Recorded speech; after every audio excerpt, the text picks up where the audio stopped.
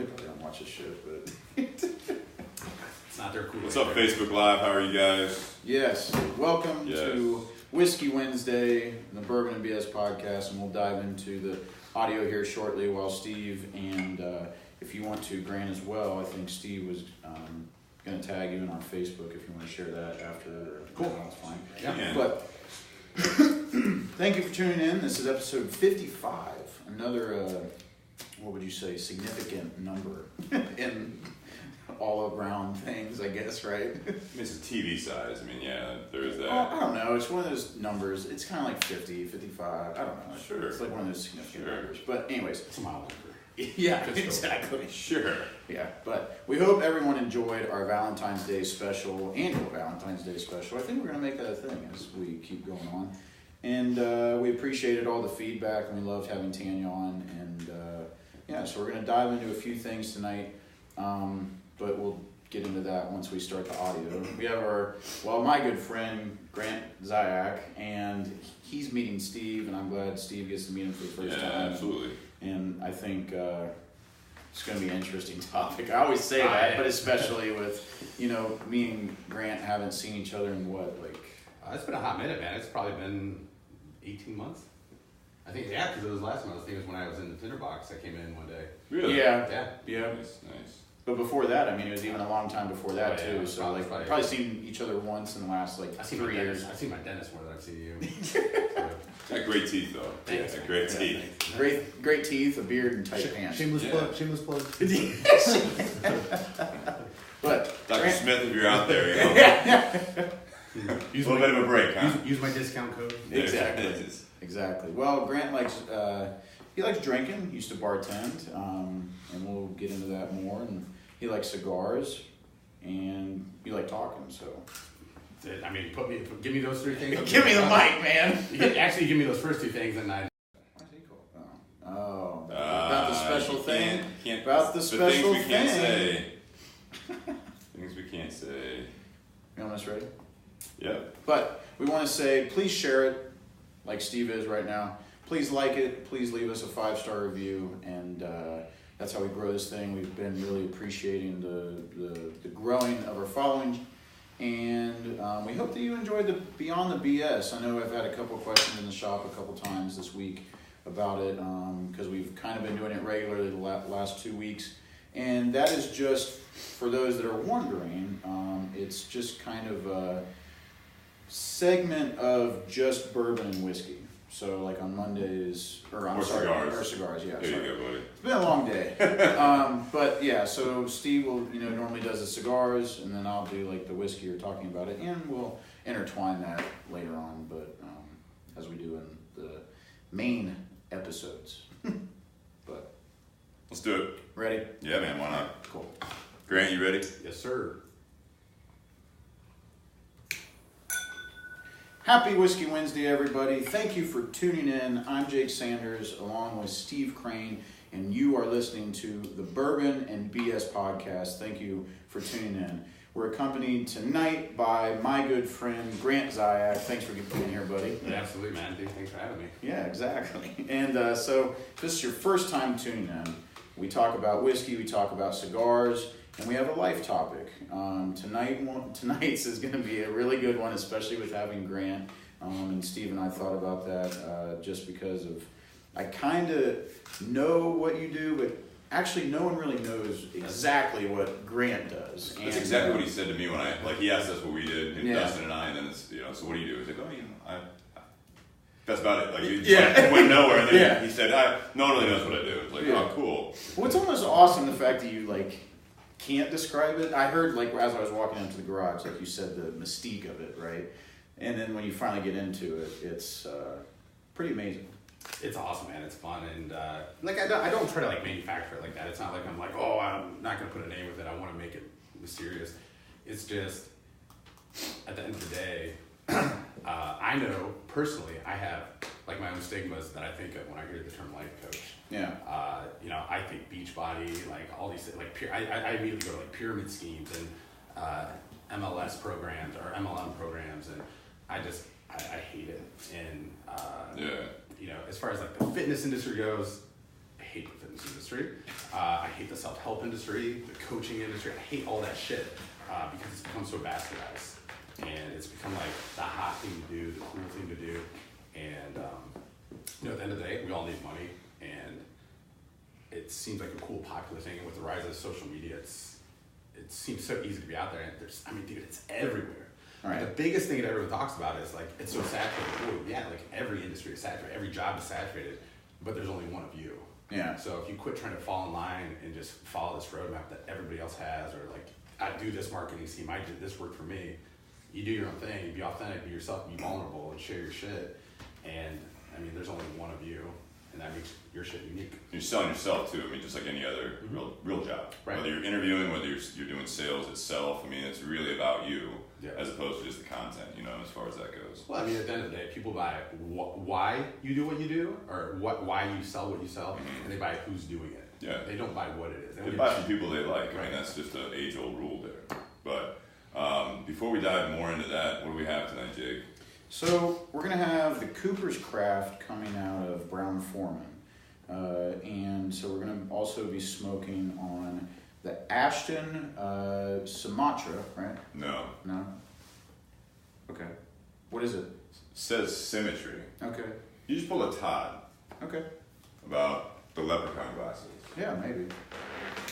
It's Sumatra.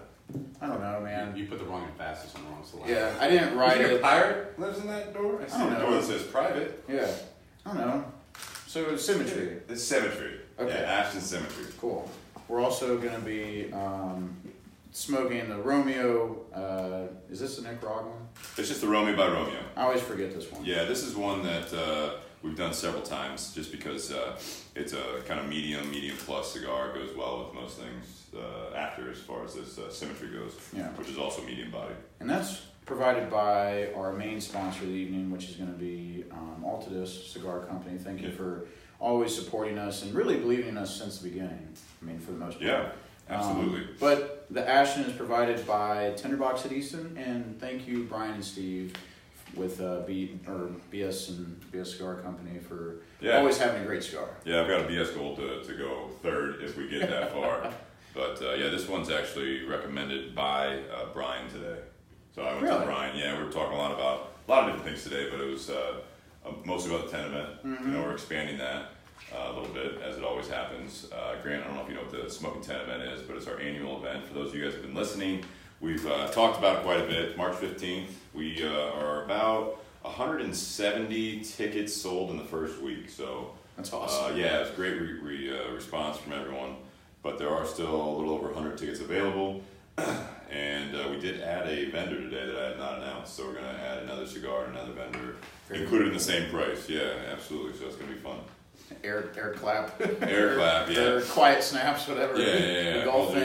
Sign language. But, it's nice that he recommended this one because this one is as far as retail, it's $13 or so for the Robusto. Yeah. And we've got Bellicoso is also in the shop. And so if you mention the Bourbon BS podcast at Tinderbox, or if you want to call in for a 5-pack or whatever, we can ship it to you. But it's going to be 15% off with the Bourbon BS podcast mention.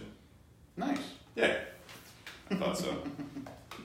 Well, if you're listening to this for our audio listeners, please like it, please share it, and give us a 5-star review. This is available on Spotify, on YouTube, Facebook, iTunes, and Overcast on Android devices. So please give us a shout out there. And Bobby says free shipping. That's not true. Don't listen to people on the chat if you're on Facebook Live. Especially Bobby. Crow. Bobby, take your medicine. Love you. Exactly. I did want to mention about the 10 event. Mm-hmm. So again, did you say the date? I did say the date. It's Friday, March 15th, 6:30 p.m. till 12:30 a.m. Just another reminder for the listeners there and myself. Yeah, and because you're working. Yeah, I am working. So I know the date. I just want them to know. Okay. Perfect. That's such an organic way of dropping it. Yeah, Jake's going to show up on Saturday and be like, hey man, I'm ready. Yeah. That was last night. Yeah. Sent you a lot of texts. How much bourbon did you drink last night? That bottle.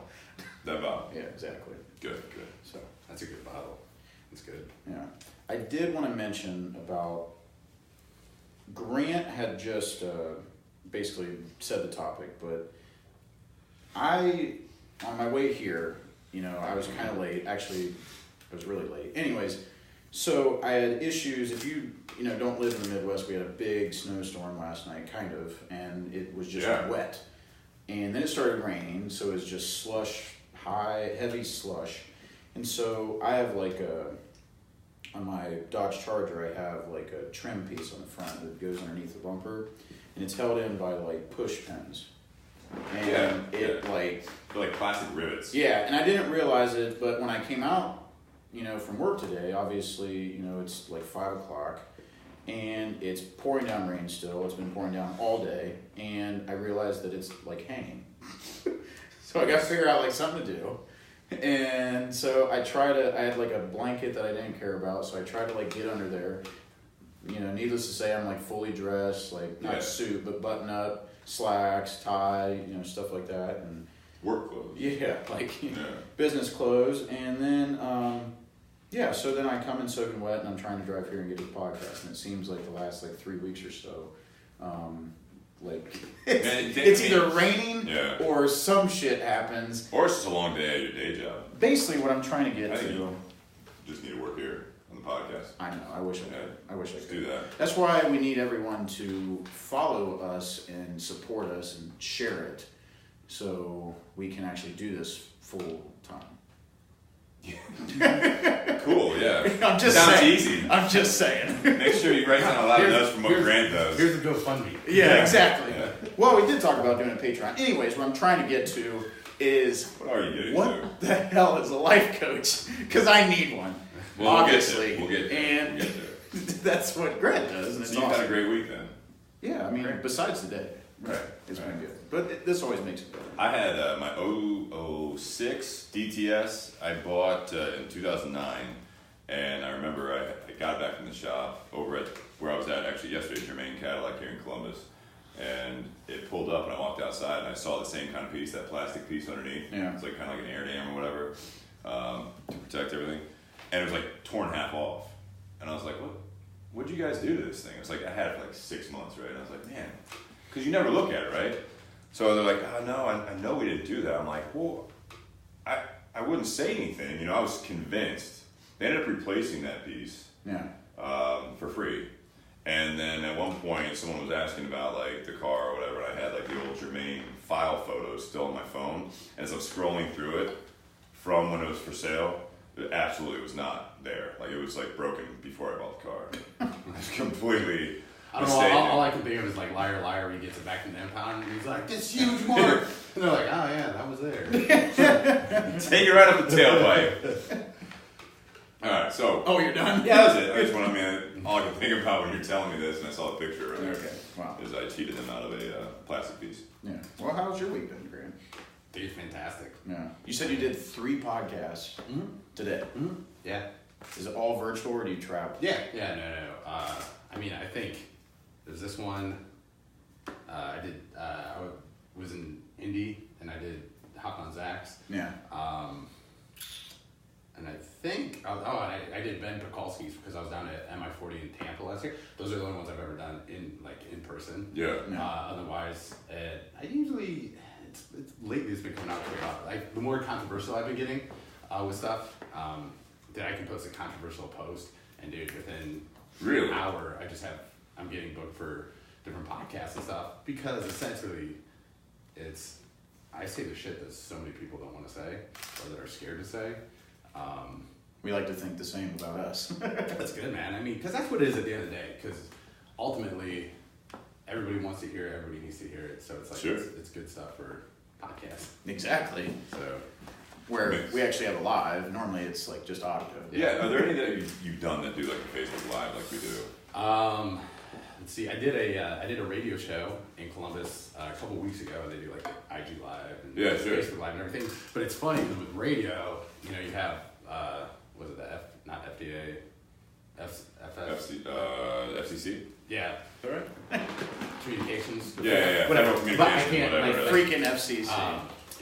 So I'm very much like Gary Vee in the way that I cuss a lot, and I don't intend to. I don't try to. It's not. I get passionate about stuff. I put emphasis on stuff, but it's real. And I mean, at the end of the day, they're like, man, you can't cuss on the radio at all. No, not at all. And I was like, oh shit. And they're like, yeah, that you can't do that. I know what a cuss word is. But it's funny because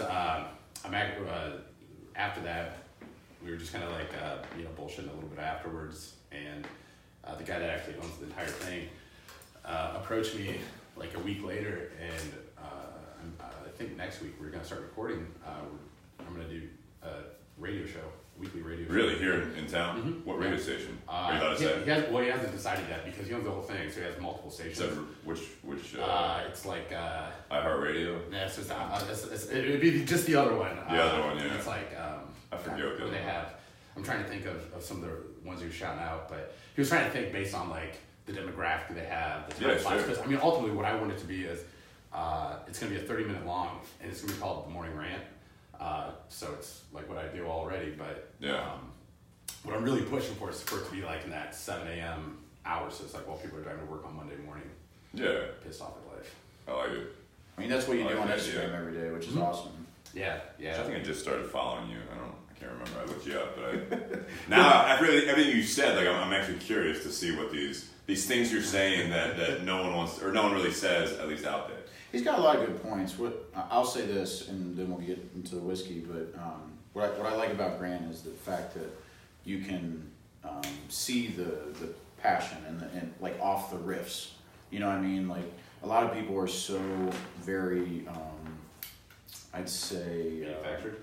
Yeah, that's a great way to say it. That's manufactured, where it's even if they're going off of a riff, they are constantly just thinking in their head about what they should say and what they shouldn't say. Yeah. I'm used to that, and I do that. So I do it sometimes too. I'm doing it right now, but I mean that's what I like about you, Grant, where it just goes and it's passionate, it's real. You say what's real, and you're likable. So I mean, thanks, man. Yeah, that's it. I'll slip you like a $5 bill after all the nice compliments and shit. Yeah, there you go. Yeah, but it's good. First part of your GoFundMe. Yes, exactly. $5 cash. $5. Perfect. Hey, slide there right see what my friend Mr. Washington. Any amount counts. Absolutely. Fuck yeah. Yeah. Anyways. All right. So what do we have? Because I texted you. I got a pretty inexpensive bottle, which is fine. We can use it another time. Yeah. This looks fairly inexpensive. Am I mistaken? No, you're right. Yeah. You're exactly right. So tonight we're going to be sipping on the Cooper's Craft, and we've been sipping it from the get-go, and it's really good off the bat, but a little bit of background story. To Steve's point, it is inexpensive. It's around $22, $24 out the door in the state of Ohio. I haven't seen it, to be honest, in Ohio up until about 2 or 3 weeks ago, so I was interested to try it. We were thinking about doing something else, but I went with this on a whim. No, I think it's great. Yeah, it's pretty good. It's light. It's 82.2 proof, so it's going to be around that 40, 41 mark, and for ABV. And so it's interesting. What I like about the Cooper's Craft is that one, it comes from Brown-Forman in the name. And the name is based off of the Coopers from Brown-Forman. So if those of you that don't know what that is, a Cooper is a man or a woman that makes the barrels.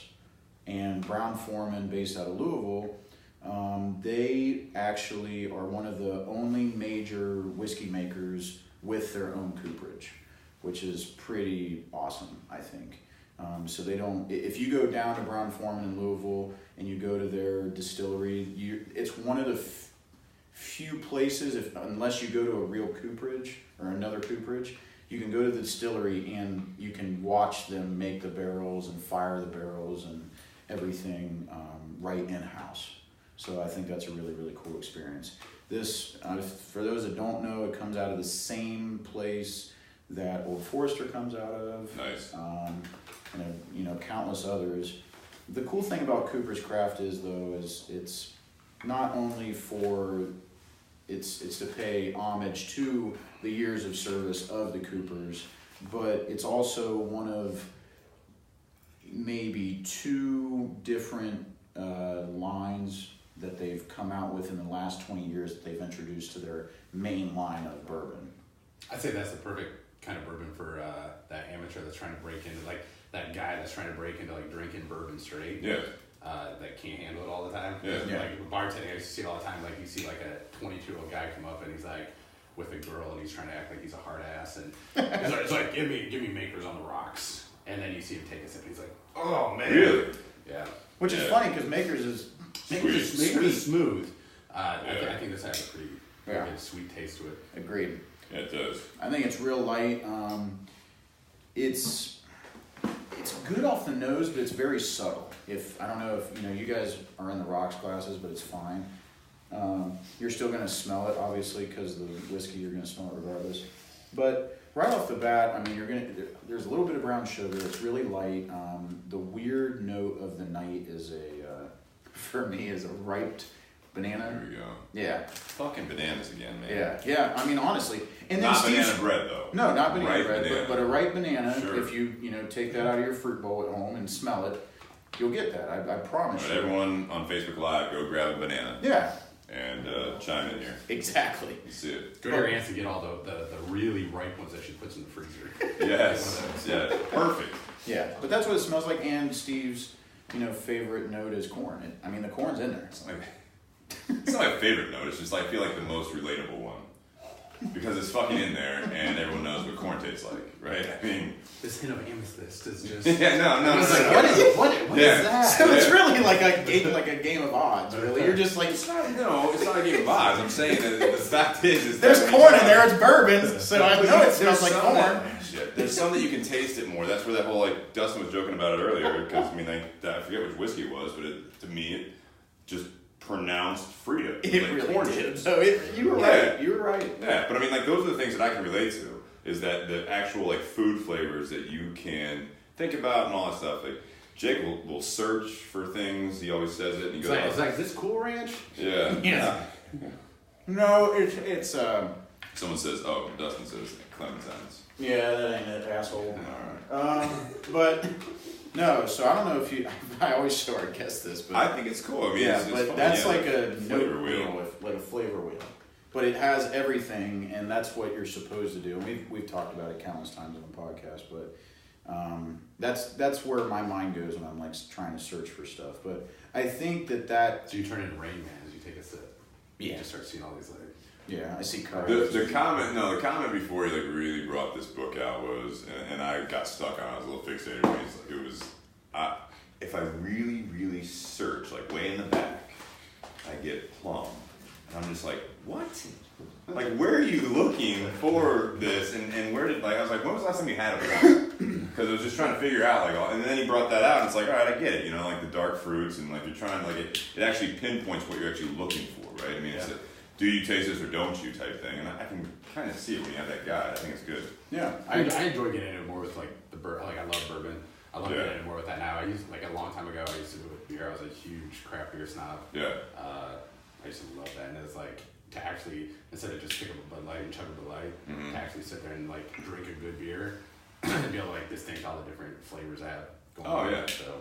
And they do it on purpose. I mean, it's just the same kind of labels as these. Yeah. And the same kind of reviews as whiskeys and cigars. I mean, they just lay it out there. Yeah. Which is good. Well, but I think what is also interesting about this bottle is that they do a little bit of a different filtering process.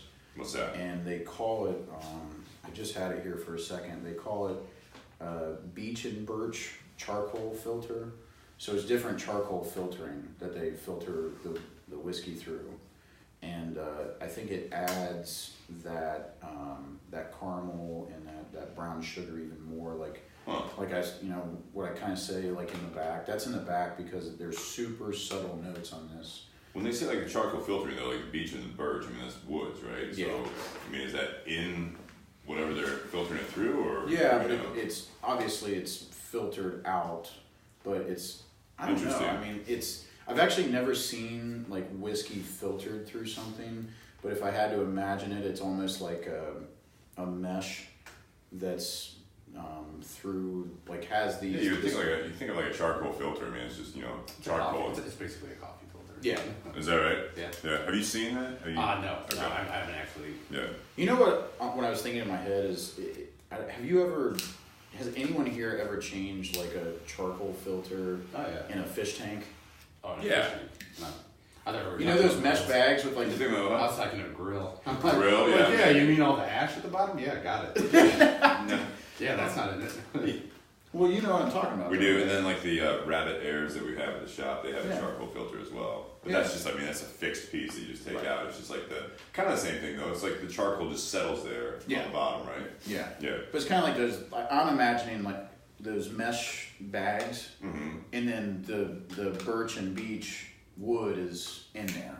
Yeah. And then it goes through, and then they filter it again, obviously. But you know, to make sure. But I think it adds a uniqueness. I think it's smooth. Again, at like 82 proof. Like to Grant's point is that I think it's a approachable whiskey that's light for someone that is trying to get into bourbon, and the fact that it has a great story. Mm-hmm. So, I don't know. What do you guys think? I like it. I think it's a good. Did you get any of those weird notes that I talk about? Or No, man. I mean, it's like right now. I guess I feel like that college frat guy that's like, "Give me Fireball." Do you want Fireball? No. Oh. no, there's some Fireball back there. Absolutely not. Big bottle. There is a big bottle there. Not. I see a bottle of that. All right, shit. later. I see a bottle of that stuff now, and I'm like, Nope. I feel the indigestion happening, the heartburn. Oh yeah. Dude, nothing worse than a Fireball hangover. That is not. I've never had one of Dude, those. it's not something. How much Fireball do you have to drink? Or how much? Okay, that night that you remember, or don't remember. The morning. Here's the problem: you don't remember. The morning. You have no idea how much Fireball. You just, it's like flashbacks. Oh, It's like glimpses of like, yeah, another one, and you just this, a little bit of that, and And it's a friend buys around. hold your You're like, no, I don't stomach. want- okay, I'll do one more. Yeah, you know, and then you do the classic thing that like everybody does is after you like your 30th shot of it, and you go, oh man, that was the one. Like, oh, that was the one. What about the 29 before? That? Yeah, no. No, those didn't. You hit your limit like 5 drinks ago. You just realized it, Yeah. and you added on top of it. What do you think, Steve? I like it. I mean, it's easy drinking. I mean, it kind of reminds me of That IW Harbor. more corn than that. I think. I'm trying to think. I think it's got more. Grant mentioned makers. It's not the same as makers. I'm trying to relate it to. It tastes. I get more fruit than. I do. Yeah. I think it's sweeter than with makers, and there's not like the bite. Yeah. And I guess I don't know. It's kind of like if you like did Jim Beam with Jack Daniels and Maker's Mark and all poured in the same glass. I feel like this is what it would taste like. I like that. I mean, really. Yeah. I like Yeah. that. Does that make sense? No, Yeah. definitely. I like as you said that, I definitely get that hint of Jack. Yeah. That you typically get. Yeah. That. And it's not as like what does Jim have? Jim Beam, more harsh. It's just a harsher finish. It's got that I feel bite. like. It's still got a bite to it. Yeah, I feel like you mix all those. Once again, I'm one of those people that, or I'm the person to say, I wish this was at like 100 proof.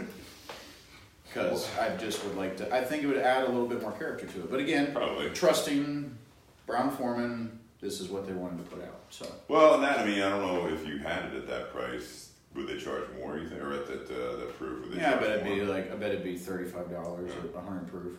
Yeah. But I think it's good. I think it's something that if you're in Ohio and you've never had it, I think it's something that if you want to try, go out and grab it. I mean, at $22, $24, it's nothing to cry about at all. I feel like it looks like something coming out of like Jim Beam, like the label and everything like that. I don't How know why. come? I don't The know. boxiness? Yeah.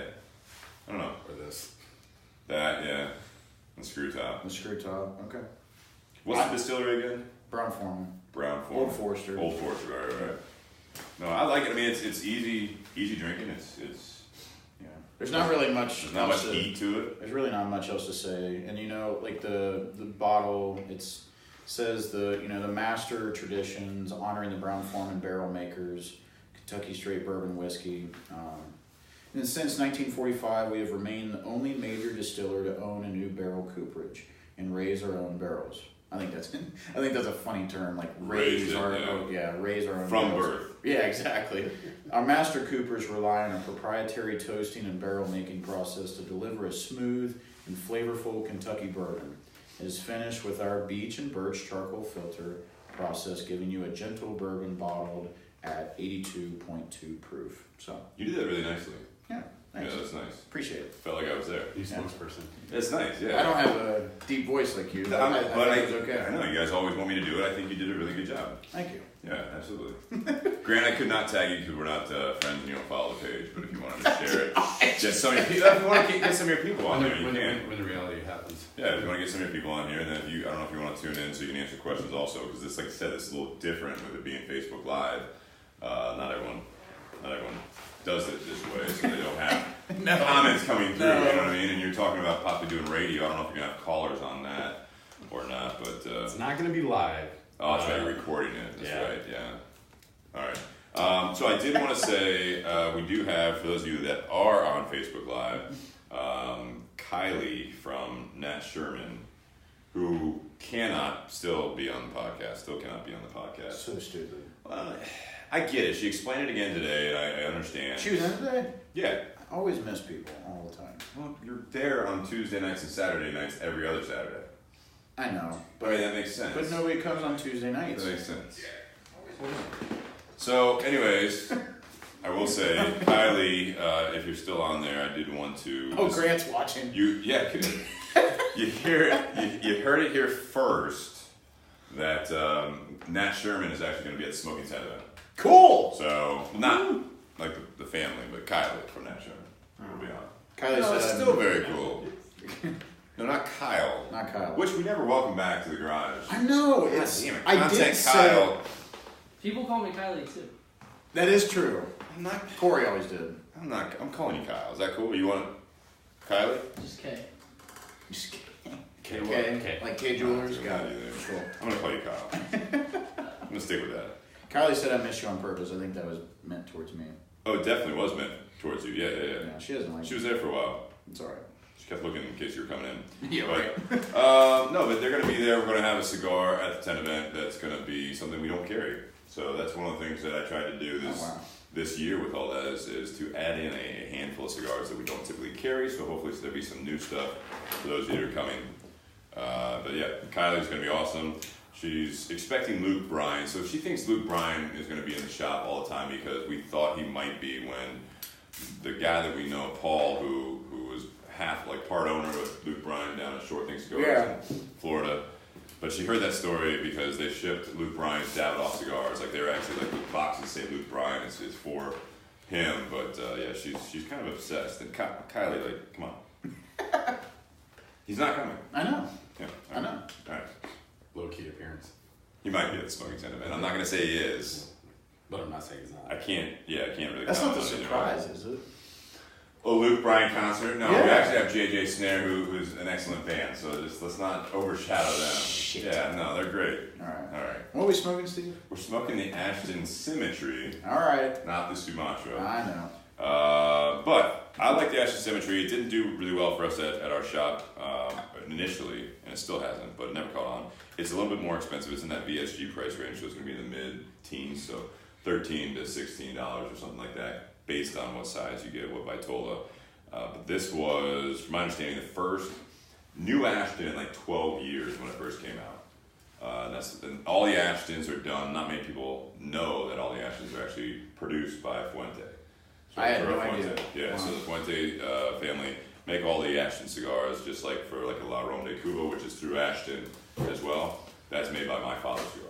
So Ashton doesn't own any fields. They don't own any factories or anything like that. I mean, they're basically a very successful company that has teamed up with manufacturers, and then they basically work with them on the blends and everything else.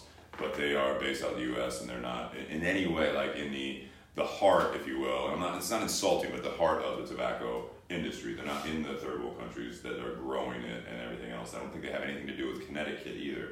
But it's just something that they are, again, I think since the 80s or so, they've been very successful in working with this and marketing it, and brand image has been fantastic. But This is a beautiful wrapper, I'll just say that. And it's a lot different from Ashton's. the band or the rapper? The band, I'm sorry. Yeah. I always mix that up. Like the band, the band, yeah. It goes over the wrapper.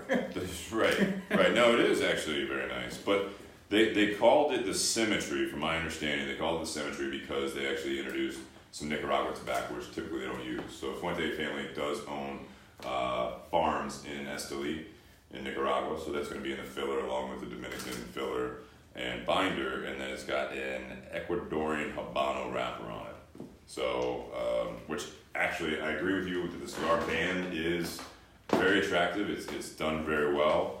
A lot of different colors going on there, but the wrapper leaf itself is actually very, very nice. I didn't notice this until I really looked at the wrapper. Obviously, I wasn't looking hard at the beginning of the beginning. Jesus. You're right. Yeah. Obviously, I wasn't looking at the band very well at the beginning when I said Symmetry, but where it says Symmetry, the two M's are like conjoined, which is cool. Yeah, it's kind of a play off of the word itself. Yeah. It was kind of interesting when I did look this up beyond what I already recalled from a couple years back. But so they said that this had been originally trademarked, Ashton Symmetry, back in 2011, and it didn't come out until this is in 2015. So I want to say it was 14 or 15. But they had this going on, and Fuentes had some experiences that were very tough. They've had a couple of fires, like in the warehouses. They've had shit last year. So they had a trailer coming in off customs, and it was stolen. So they had a whole 53-foot trailer of tobacco? Of cigars. Oh shit. Like it already made it to the States, and then it's fucking gone. And I mean, they just got. I don't know how that works exactly. How a whole trailer goes. It's like in a movie, the truck. I'm thinking Fast and Furious, Well, that's way more aggressive than I'm thinking. It's like backwoodsmen, rolling up on four-wheelers doing it. So that's what I'm seeing. They have four. That's way more exciting than what's going on in my head. Like in my head, I'm thinking the truck driver's asleep at a truck stop, and then they just somebody sold them. Yeah, they come up and they take it, and he wakes up from his nap and puts it in gear and looks in his mirror, and there's a wide-eyed look. You know what I mean? More of a comedy. They have a magnetic. You're thinking action movie, I'm thinking comedy. But either way, I don't think either of those things happen. I don't think any of that happens. They probably have a magnetic wrap, and they throw it on the side, and it's it's if anybody out there does that movie, we expect royalties. Yeah, it could have been an air attack too. I don't know. Anyways, that happened. So, for this one, it was one of the main warehouses caught on fire at one point, so a lot of delays. And then this other was a rumor, which one of the former senior VPs of Ashton had his hands on this project, and then he unexpectedly passed away in 2012. Yeah, so who knows exactly what happened, but it's a great cigar. It, like I said, it hasn't done as well for Ashton, as far as I know. It hasn't done well for the Tinderbox. I'm happy that Brian suggested it because I think it's a great cigar. It's good medium body. Yeah. What do you guys think? I'll let Grant go. I like it. I mean, I'm not a guru on these. But it's light. I mean, it doesn't seem too harsh to me. Again, these two things together, I think, are both perfect things for people that are getting into smoking cigars, maybe sipping on whiskey and stuff. And to me, it's I grew up. I mean, I'm 32 now, but I grew up when I was much younger. With my stepdad slipping me, some whiskey on the side, and so to me, it's always kind of enjoyed it to that level. Not necessarily my bartending days when I was shooting it all the time, but I truly over the last couple of years. I mean, there's nothing more relaxing to me than to sit down at the end of the night and have a glass of bourbon, a cigar, relax a little bit, and get away from all of it. So yeah. But that's a lifestyle, and other people see that, and then they're like, "Oh, that's cool! I want to try it." And then they take a sip, and they spit it out. They try the cigar, and they're like, "I can't do this shit." Yeah. Go ahead. Well, I was just gonna say, or it's always the people that don't really know the etiquette, and that's not me trying to be what do you mean? Hoity-toity, but the etiquette of when they come up to you and they don't know you're oh, can I have a hit of that? Of a cigar. Yeah. Yeah. I mean, have you ever? I mean, we get that in the shop even. You're do you want to make out afterwards? Because there's plenty of spit. I don't think you want to do that. We had a guy in the shop come in, and there was a cigar. Whose was it? Todd's or something? Mine. Tester. Yes, was that a test cigar? It was just on the front ashtray right there, and some dude little kids. I say kids, I don't know how old they were. They're above. Probably my age. Probably Jake's age. But no, it was he's looking around and he just asked one of our I don't even know if the person worked there that he asked. He's just sitting there on the ashtray, just like that, in the middle of the table, no one's around, and it's is that a tester? I'm like, dude, I can picture the people that walk by, when I used to run the bars and restaurants and stuff, we'd always have food display set up on a thing outside, covered in saran wrap. Yeah. And people thought it was the thing that the grocery store, you walk up and you get a sample of it, and I'm like, dude, that's been there for 4 days.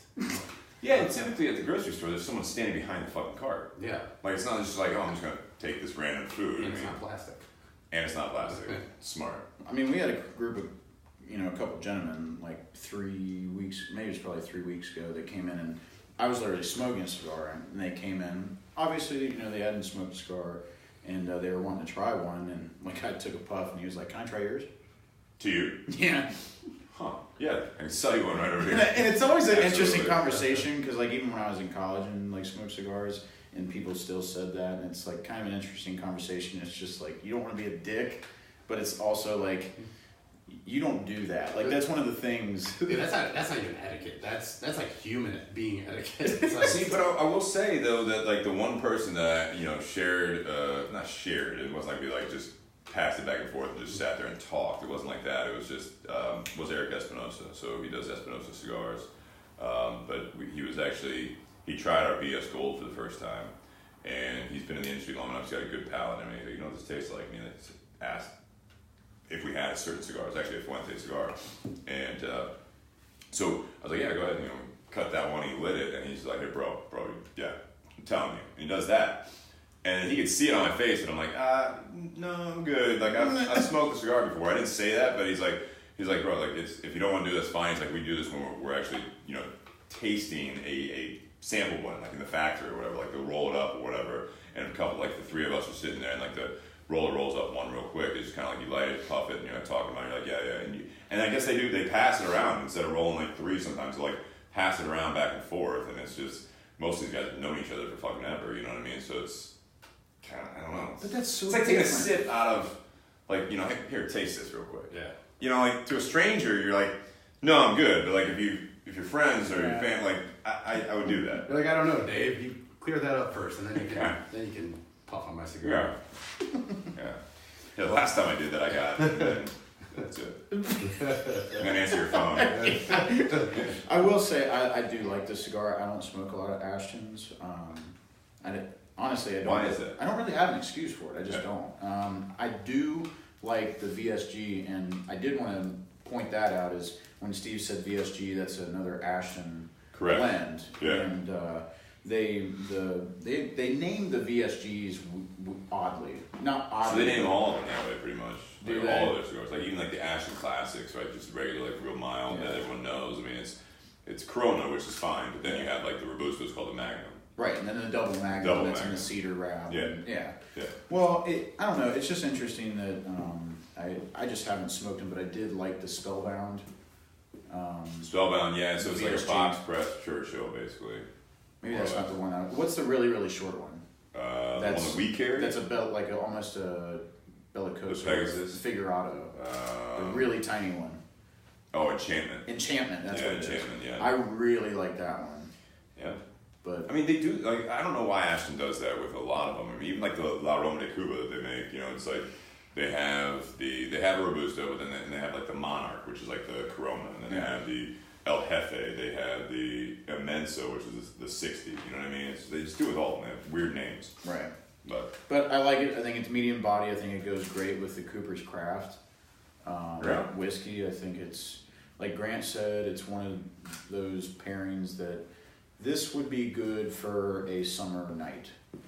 I'll say that. Like where it's light, kind of refreshing, but kind of not, but it has enough flavor to it where it's just easy, right? It's just easy. where are you at on a summer night? But it's like in a nice breeze, like in that 65 to 75 degree range. No rain, not too humid. So like late not too spring. humid. Yeah. Yeah. No, I'm thinking like mid-July when you get a cooler night. That's not 90s. Yeah, that's. Okay. I mean, what are we talking about? No, I'm just Or where this- are you at right now? or Is there this- a blanket? Or this could have worked with. I need warmer at that. Or this could have worked with the day that I believe it was Thanksgiving, where you sent me a picture of Oh, you. that was Christmas Day. That was Christmas Day. Christmas Day. But remember, I can't stop when you sent a picture of you, and then it's on Christmas. What was the picture? I mean, don't worry, I had a stocking on. Good. Somewhere. Somewhere. he was smoking a cigar. Oh. And he was grilling. Nice. So I was grilling. I had made. I got all the stuff to make old fashions for like the family. Like, Oh, nice. And but it was. I mean, it was cold. I was sitting outside grilling. I think from 9 a.m. to 6 p.m. Jeez. And I was just saying that the whole time. And I was Is that a Christmas tradition? Yeah, I mean, Really? so typically my mom, she owns her own flower and business store, or a flower and gift store. Mm-hmm. She owns the building, her apartments are above it, and this woman my entire life, from Thanksgiving until Christmas Eve, she just works on site. It's her busiest time of the year because she's making it's grave blankets. Everyone gets grave blankets for Christmas. So she does that nonstop, and she works non-stop. I'm talking get snag a 2-hour nap in between. So she do all this, but when I was younger, I was a little bitch. I was like, I'm sick of this bullshit Christmas dinner. Let's do a real Christmas dinner. I want turkey. What was your bullshit Christmas? It was like ham and... Yeah, it's just like all the stuff that it's just whatever. I was like, give me some soul food mixed with I want a turkey so she started doing, so after this woman just worked nonstop for 6 weeks. Yeah. She on Christmas Day is her chance to relax. Sure. She started doing this thing where she started inviting people to her store. So this store that just got destroyed over the course of 6 weeks. Sure. She spends all night Christmas Eve cleaning it to set up tables and everything. It started out with 10 people, then 20 people. I think last year we did up there, it was about 30 people. This is your mom? Yeah.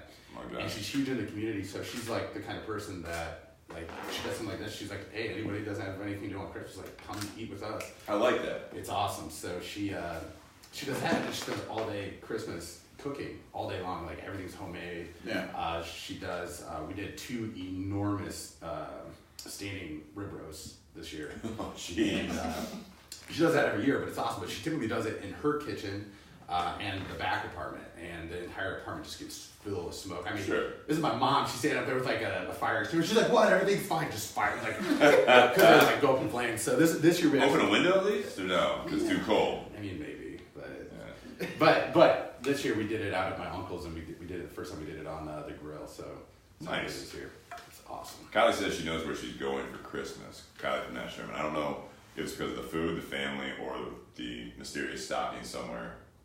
Maybe a combo. Yeah. Of all the above. Yeah. Or the tight pants. It might be a no-show sock and not an actual stocking, but Well, where are you from, Grant? Portland, up on the lake. Oh, beautiful. Cedar Point, Clinton Bay. Until I came down to Columbus, I never realized how white trash I was. And I got down here, and it's it took a couple guys, they came back home with me for during the summertime. We went up there, and they're lake. They're there's water in Ohio, and we get up there. Wow. Yeah, and Columbus. Smart guys. Yeah. Well, people here live in Columbus forever. They're like, oh, the Scioto River, and I'm like, no, you don't want to fall in that, and go ski. Whoa. So, but yeah, I mean, right up on the lake, it's awesome up there. So, but I took buddies home, and they wanted to go to Cedar Point and everything. They're like, dude, you are so white trash. And I'm looking around after being in Columbus. I was like, man, I am. I was like, I own that. I'll take that. Yeah, I love it. Yeah, wear it proudly. Dude, I'm all about it. Walleye capital of the world. That's our claim. The walleye. In Portland? Yeah. Nice. We do the walleye drop on New Year's Eve. Is that good? Walleye. I mean, up there, the way people prepare seafood, it's perch, catfish, or walleye. And it doesn't matter because you throw beer, you're drinking beer, whoever's making it, then they throw it in the batter, and then they batter it. Oh, and shit. deep fry it. It all tastes the same. Oh, Yeah. got it. It's not grilling. I like all you know is for all you know, you might be eating chicken fingers. Sure. But it's all good up there. Yeah. I mean, it's It's like I make fun of it, but it really is good. Oh, I'm sure. It's awesome. There's a nice cigar shop actually at Portland. Right up on the it's on the lakefront. Yeah, we have a couple guys that actually come down to Columbus area for different reasons, and they Fred, who he actually works I think sometimes in there. He's kind of retired up in Portland, and he goes in there, but he talks very highly of the Portland area. Yeah, it's nice. It's a blast during the summer. Yeah, it's funny to take people up there anytime between May and September, and then they go back and a girlfriend or something, and then they see it in December, and they're like, is it the same place? Really? Yeah, it turns into a ghost town, but it's so much more fun though because it's during my uncle's the chief of police up there, and on Catawba, so it's everyone's going over the bay all the time, and it's everyone's just shit faced for 5 months straight, and it's a vacation for the majority of people. And being an officer, it's what he has to deal with are people driving golf carts, drinking down the middle of the road, and they're like, "Well, we're on vacation." He's like, "This is still the USA." It's like Put in Bay, yeah. So it's an extension of that. yeah, so But you go up there in the winter, it's like you can, like take out snowmobiles and go snowmobiling down the middle of roads and stuff. It's so desolate, but it's a blast, man. It sounds like it. And I didn't appreciate it till I got down here. That's typically the way it works, though, right? I mean, that's just you get out here and it's like anything else. Everyone's like, man, you must like go to Cedar Point all the time. I was like, no, like most of us don't ever go. The only thing that we did do all the time that I really miss is we'd go out after school every day on the lake. Really? Tubing, jet skiing. The family had a boat? So growing up, the guy that my mom was married to, he was a charter boat captain. Oh, there you go. So it's like any day I wanted to. Yeah. Because every, like 7 days a week, he was scheduled to go out. I could like wake up and I had to get up at like 4 o'clock and we'd go and be out all day long. It was awesome. That is awesome. So every day again, it's perch, walleye, but it's fresh fish every single day. Yeah, absolutely. So it's always fun. That's great. Part of the community, I like that. Exactly. So, like at this time, sorry. Let's save it real quick here. Yeah. So we save like halfway through. We lost one about 2 hours of recording. Zach and ours got deleted, so we have to redo it. Oh no shit. Yeah. And it's terrible. Like if you had it saved or whatever, sometimes it'll have a recovery file, but it didn't. Like it was just gone 2 hours. And that was our first time we did a call in, like just bootleg, like speakerphone, to the microphone and all that stuff. And it was one of the guys in the cigar industry. And it was like a 45-minute great interview and all that stuff. And it was like, yeah, it's gone. It fucking sucks. All right, you know where you're at? Yeah. All right. So at this point, we always want to tell like our listeners and viewers to please share it, please like it, as we're diving into our topic of the evening, which is, Grant, you can tell us, what the hell is a life coach? But before you do, please give like a short intro on like what you've done in the last like 10 years. Like I'll say like 10 years. Or like, he's done like. You say you're 32 now, right? Let's see. Well, because he was an OSU football player, bartender, successful at that, trainer, did a massive weight loss, right? And then now you're doing what you're doing now, which we're gonna let you explain because it's better for you to explain it than us because we don't really know what it is, right? Cool. So. Okay. So yeah, like I got done playing. I walked on at Ohio State. It was an awesome experience. What position were you? Linebacker, and fullback. Nice. And I walked on twice actually. I made it when I was just turned 20, right after we got spanked by Florida in the national championship game. Was that when AJ Hawk and Bobby Carpenter was there? They got done, I think, right after the 2005 season. So it was like a full year later. So it was like Laurinaitis, Marcus Freeman, trying to think who else. Troy Smith had just got done playing. Sure. Ted Ginn was just on his way out. So it was everything I ever wanted. Coming from a super small town. Walked on, made it, was awesome. It was everything I wanted. I mean, I had coaches being like, oh, dude, you're probably going to be scholarship. And I was still technically, really? I would be what would be the equivalent of a redshirt freshman. I still had 4 years of eligibility. And it was the winter going into what would actually, like college-wise, would be like my junior year coming up. So I had plenty of time left. I made it, and I was immediately getting like noticed and talked about like Laurinaitis and all these like guys that I always idolized. I thought it was awesome. The difference is I was a walk-on, and as a walk-on, you're expected to uphold a certain GPA, and I mean it's a substantially pretty high GPA. Quit going to class. The dog? Yeah, the dog. Quit going to class all the time, and I went full jock mode. Dropped to like a 1.7 GPA on my first quarter. Really? And, they had to kick me off because of that. That was a little bit of a blow, but I remember immediately I was like, dude, I'm gonna get 10 times better. Like I'll come back. Well, I kept getting pushed, and ended up being a full 2 years later before I. It's part of the garage, right? It's just a dog. It's authentic. Yeah. All right, fine. You want me to go get Kyle? Go kill that dog. That's illegal. Just take care of it.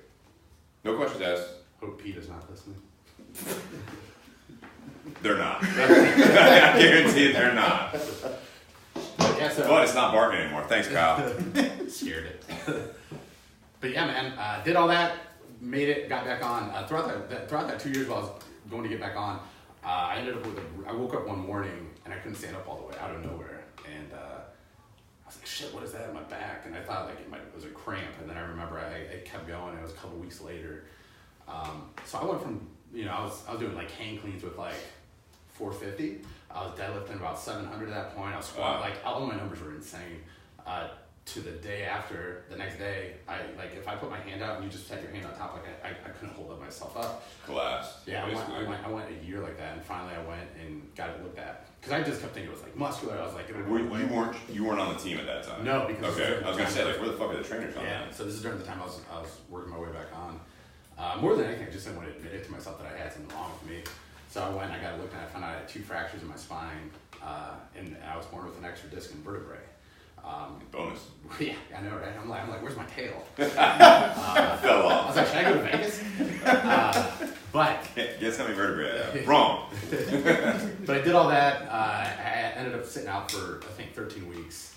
So I went from training like a madman to like doing swimming, and that was it. That was all I was allowed to do. Did that. Ended up with a bunch of injuries leading into walking back on again 2 years later. Tore my hamstring 2 weeks before tryouts. Still walked on, made it. But that led to like turf toe and something else, and I rolled ankle and all these things that kept adding up. But I was a walk on, and like as a walk on, you don't really have the ability to be like, hey, like I need to sit out, or I need to get like iced, or I need to get looked at.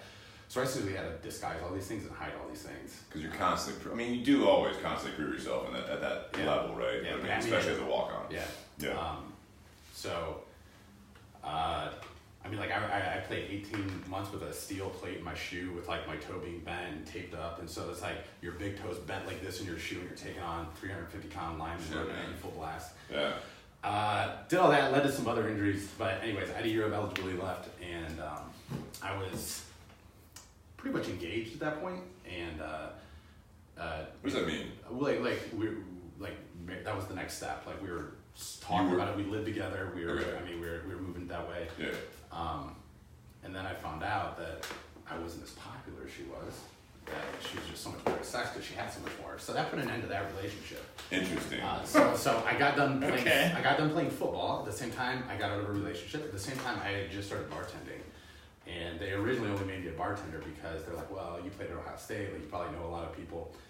So I was making cash for the first time, didn't grow up with a lot, and I remember I got handed $200 cash the first night, and I remember being like, what's this for?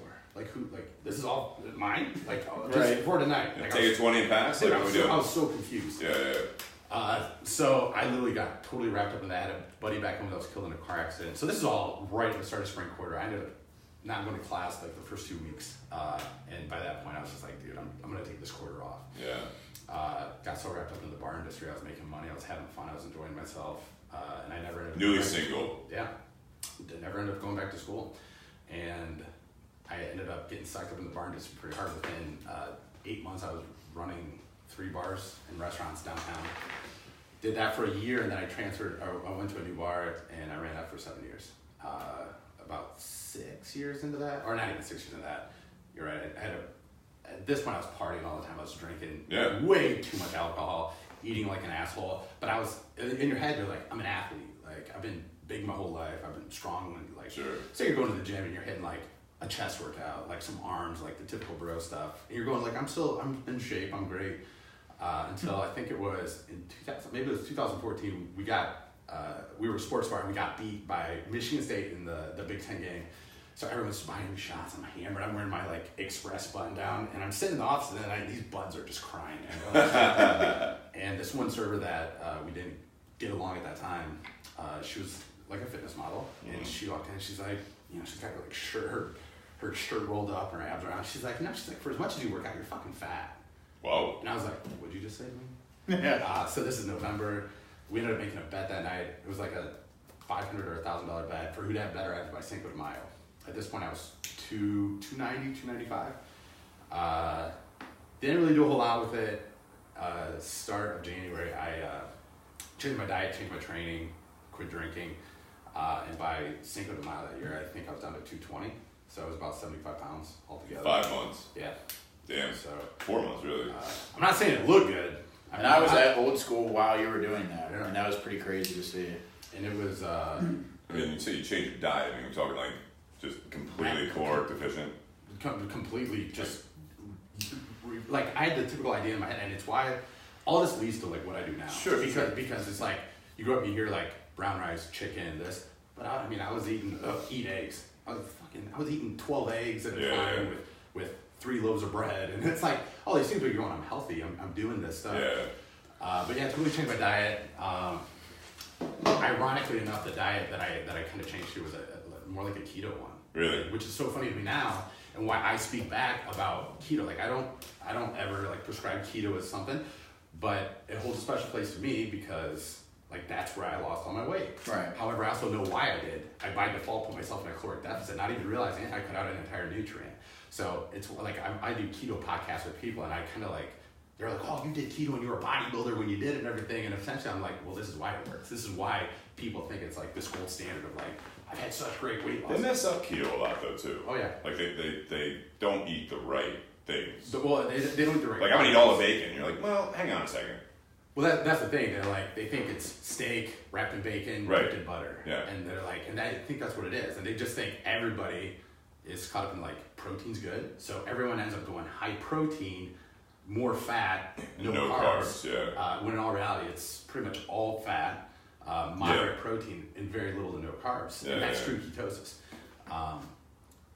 But a lot of people just don't even do that the right way. But what they don't realize, they completely cut out those carbs. You know, every gram of carbs is worth 4 calories. You're automatically taking those out completely. Sure, On yeah. average, people probably eat 200 grams of carbs a day. Let's just say on the low end. You're looking at 800 calories you naturally just taken out of your diet. Not even thinking about it. You have higher fats, which keep you satiated longer. So you're not like, oh my God, I'm starving all day every day. Yeah. And you naturally lose weight, but you don't realize You're like, I feel great. it's not super healthy what you're doing. I mean, like, it definitely has its health benefits with some things. Well, the true part of that too is with like keto and all that stuff is that, you know, people say like the study's still out on long term. Yeah. And there's a way to like, that's like stage 1, right? I mean, you know more about this than I do, but I know like with the keto diets, it's like, if you do it right, not just like the bacon wrap steak and all that shit, and you know, wrapping like a stick of butter and all that stuff, but it's literally, you do that for a little, like a while, like a period of time, and then you switch that up, right? Yeah. I mean, like, and a lot of people don't realize that because it's not sustainable. Right. Yeah. Well, that's the thing is everybody's always looking for like the next thing. Like they don't give a shit. They're like, they have an idea in their head, and when it comes to weight loss or fat loss or like transformations or wanting to change your body, and everybody wants to change their body. Sure.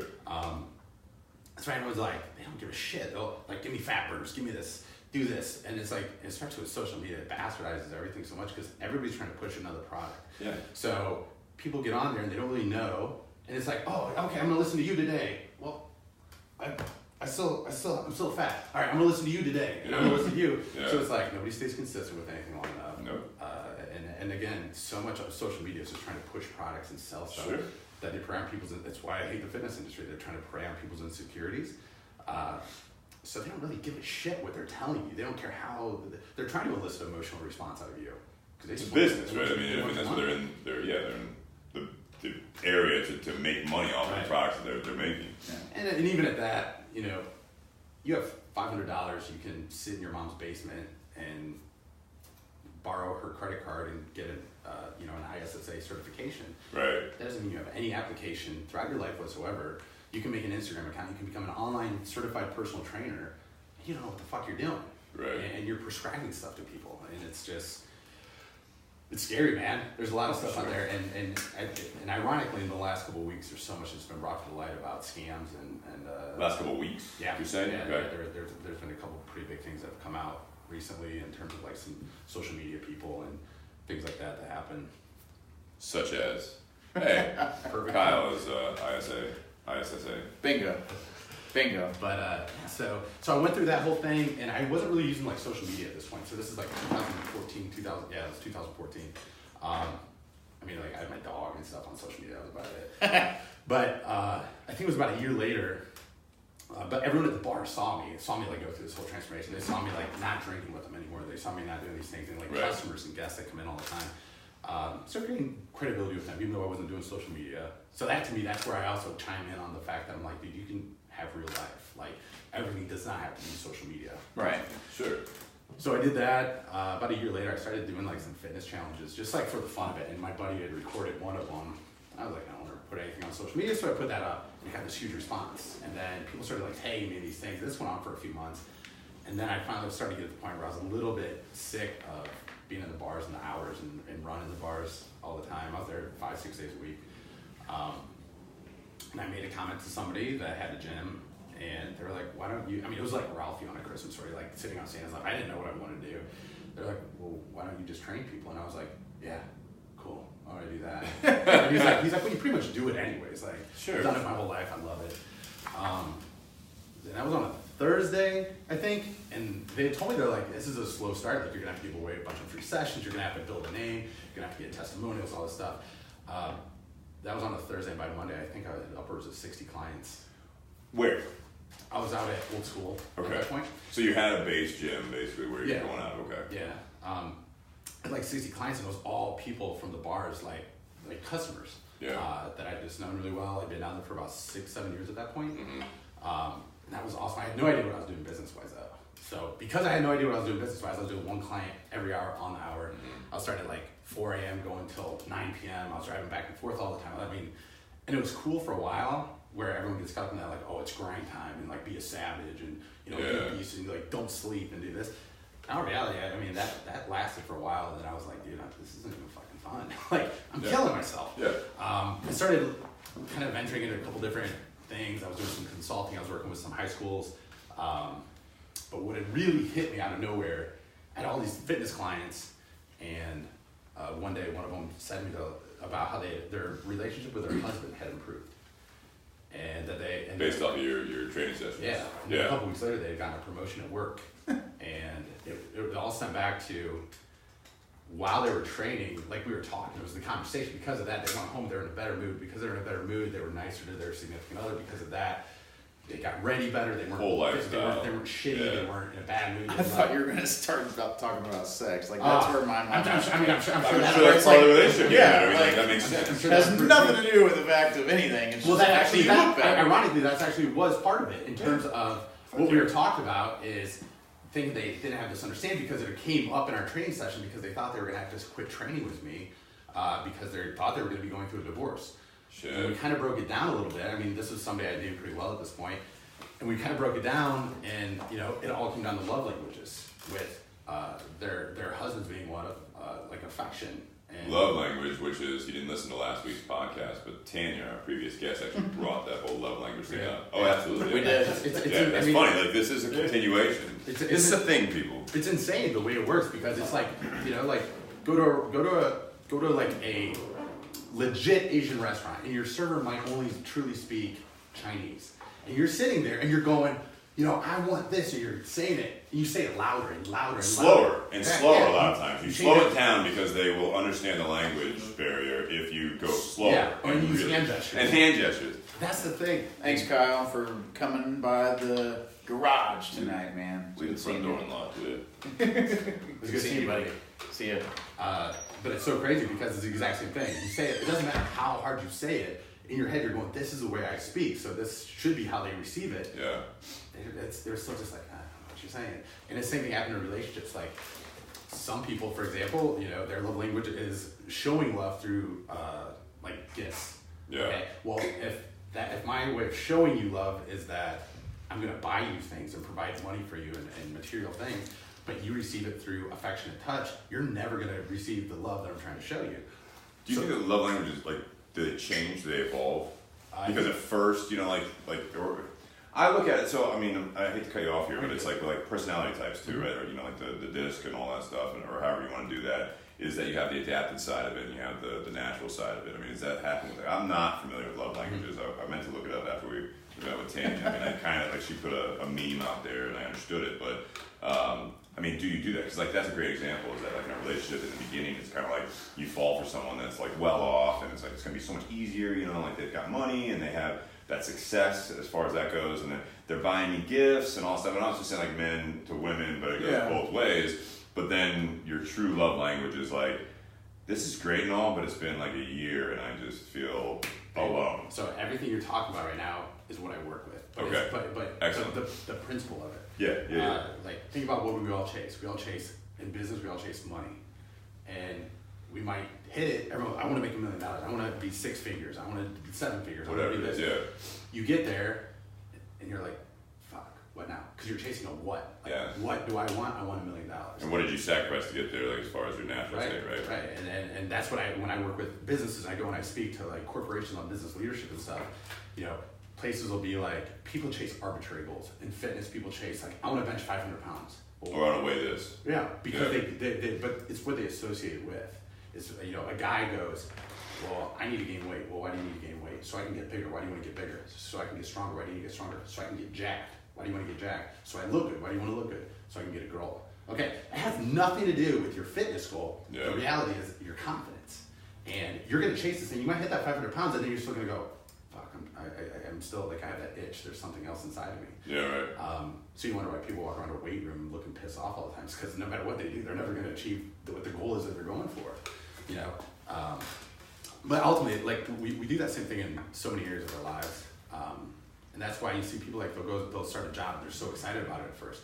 Or a new relationship, they're so excited about it first. It doesn't matter what the fuck you're doing, because you're just like, oh, this is all great. It's shiny. Right. Yeah. Well, a year later, it's like your natural instincts start coming out. Like the things you want, the things you desire, the way you feel, you can't suppress it anymore. You don't want to hide it anymore. So what happens is then people typically go into this phase of suppression. Like, I'm going to just suppress. I'm going to deal with it because I've allowed it to happen this long. I have to keep going with it. And then they start changing their It perspective. doesn't matter what you're talking about. You're talking about like jobs, you're talking about like careers, you're talking about relationships, you're talking about fitness goals, whatever it is. Everything. They get stuck in it, you know? Yeah, absolutely. You take somebody that says, I want to be a bodybuilder, and they start training as a bodybuilder, and they get into it, and they actually don't like it. But then they keep doing it. Well, why are you doing it? Well, because one, I don't, my ego. Two, everybody knows this is what I want to do, so I can't back off from it now. And everyone does. I love that point right there. I love that point. Because it's like you get, like, you identify with a certain itch, you know, to your point, and then it becomes you. And then you feel like if you back off of that, then the people that you once was friends with, then they won't be your friends, right? Right, exactly. And that's what It's a happens. social circle or a social environment. Well, it's social, and so losing that social circle is always scary to people. So whether it's coworkers, people at the gym, significant other, whatever it might be, that's hard enough to lose it is. But on the flip side of it, what I learned to identify with, if you get up and you go to the gym every day at 5 a.m., and that becomes your routine every single day, that becomes part of who you are. Even whether you like it, you don't like it, it aligns with who you are or not, you're just used to it. So we get used to things, and that's what so many people don't realize. Like, does it suck to break up? Yeah, it's horrible to break up. So you're talking about comfort level. It's comfort level, but it's familiarity, and Familiarity, then identity.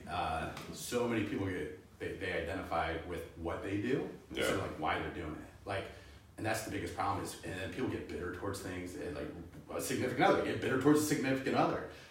Like, why are you in that relationship? Were you chasing companionship? Yeah. Or are you just one of those people? Like, I hate hearing people be like, I want to be a mother. Well, what does that mean? Like, you should probably want to be a mother when you meet the person that you like raise a child with, that you trust. When you're at a point in your life where you feel ready to take on those responsibilities. What about the whole like biological clock thing? Do you ever comment to that? I understand that completely. There's a little bit of, you know, and I'm gonna say I understand that, but I say I understand that lightly because at the end of the day, I'm not a woman. No, It's a little bit different. Yeah. You know, I have a ton of sisters. Okay. I was raised by primarily women. It's a ton. Like 18 sisters? Like 12. Jesus. Yeah. That is a ton. Yeah, and one brother. Okay. So my dad's been remarried 6 times now, I think. I don't have any relationship with my father. Okay. From my mom and him, I have one sister. The rest are all halves. Okay. But yeah, it's pretty big family. But I was raised by primarily women. My mom, my grandma, my sister, and my uncle, who was raised by my grandma. And my grandma was one of those like old school, like, you don't open the door for her, like hand upside the head. like you open the door the car door for her, but you walk around the front of the car, like hand upside the head, like walk behind the car. It's the proper way to do it. Wow, I like it. And she's like my best friend in the world. But so it's like you take all that, you put it together, and it's how I do what I do now. Like, I work with men, women, 20-year-olds, 60-year-olds, athletes to lawyers and CEOs, executives, all these things. It's because it's all based on principle. Well, before you get too far into that, like, so how would you describe what you do now? Oh, I would say life coach, because and all encompassing though. What does that entail?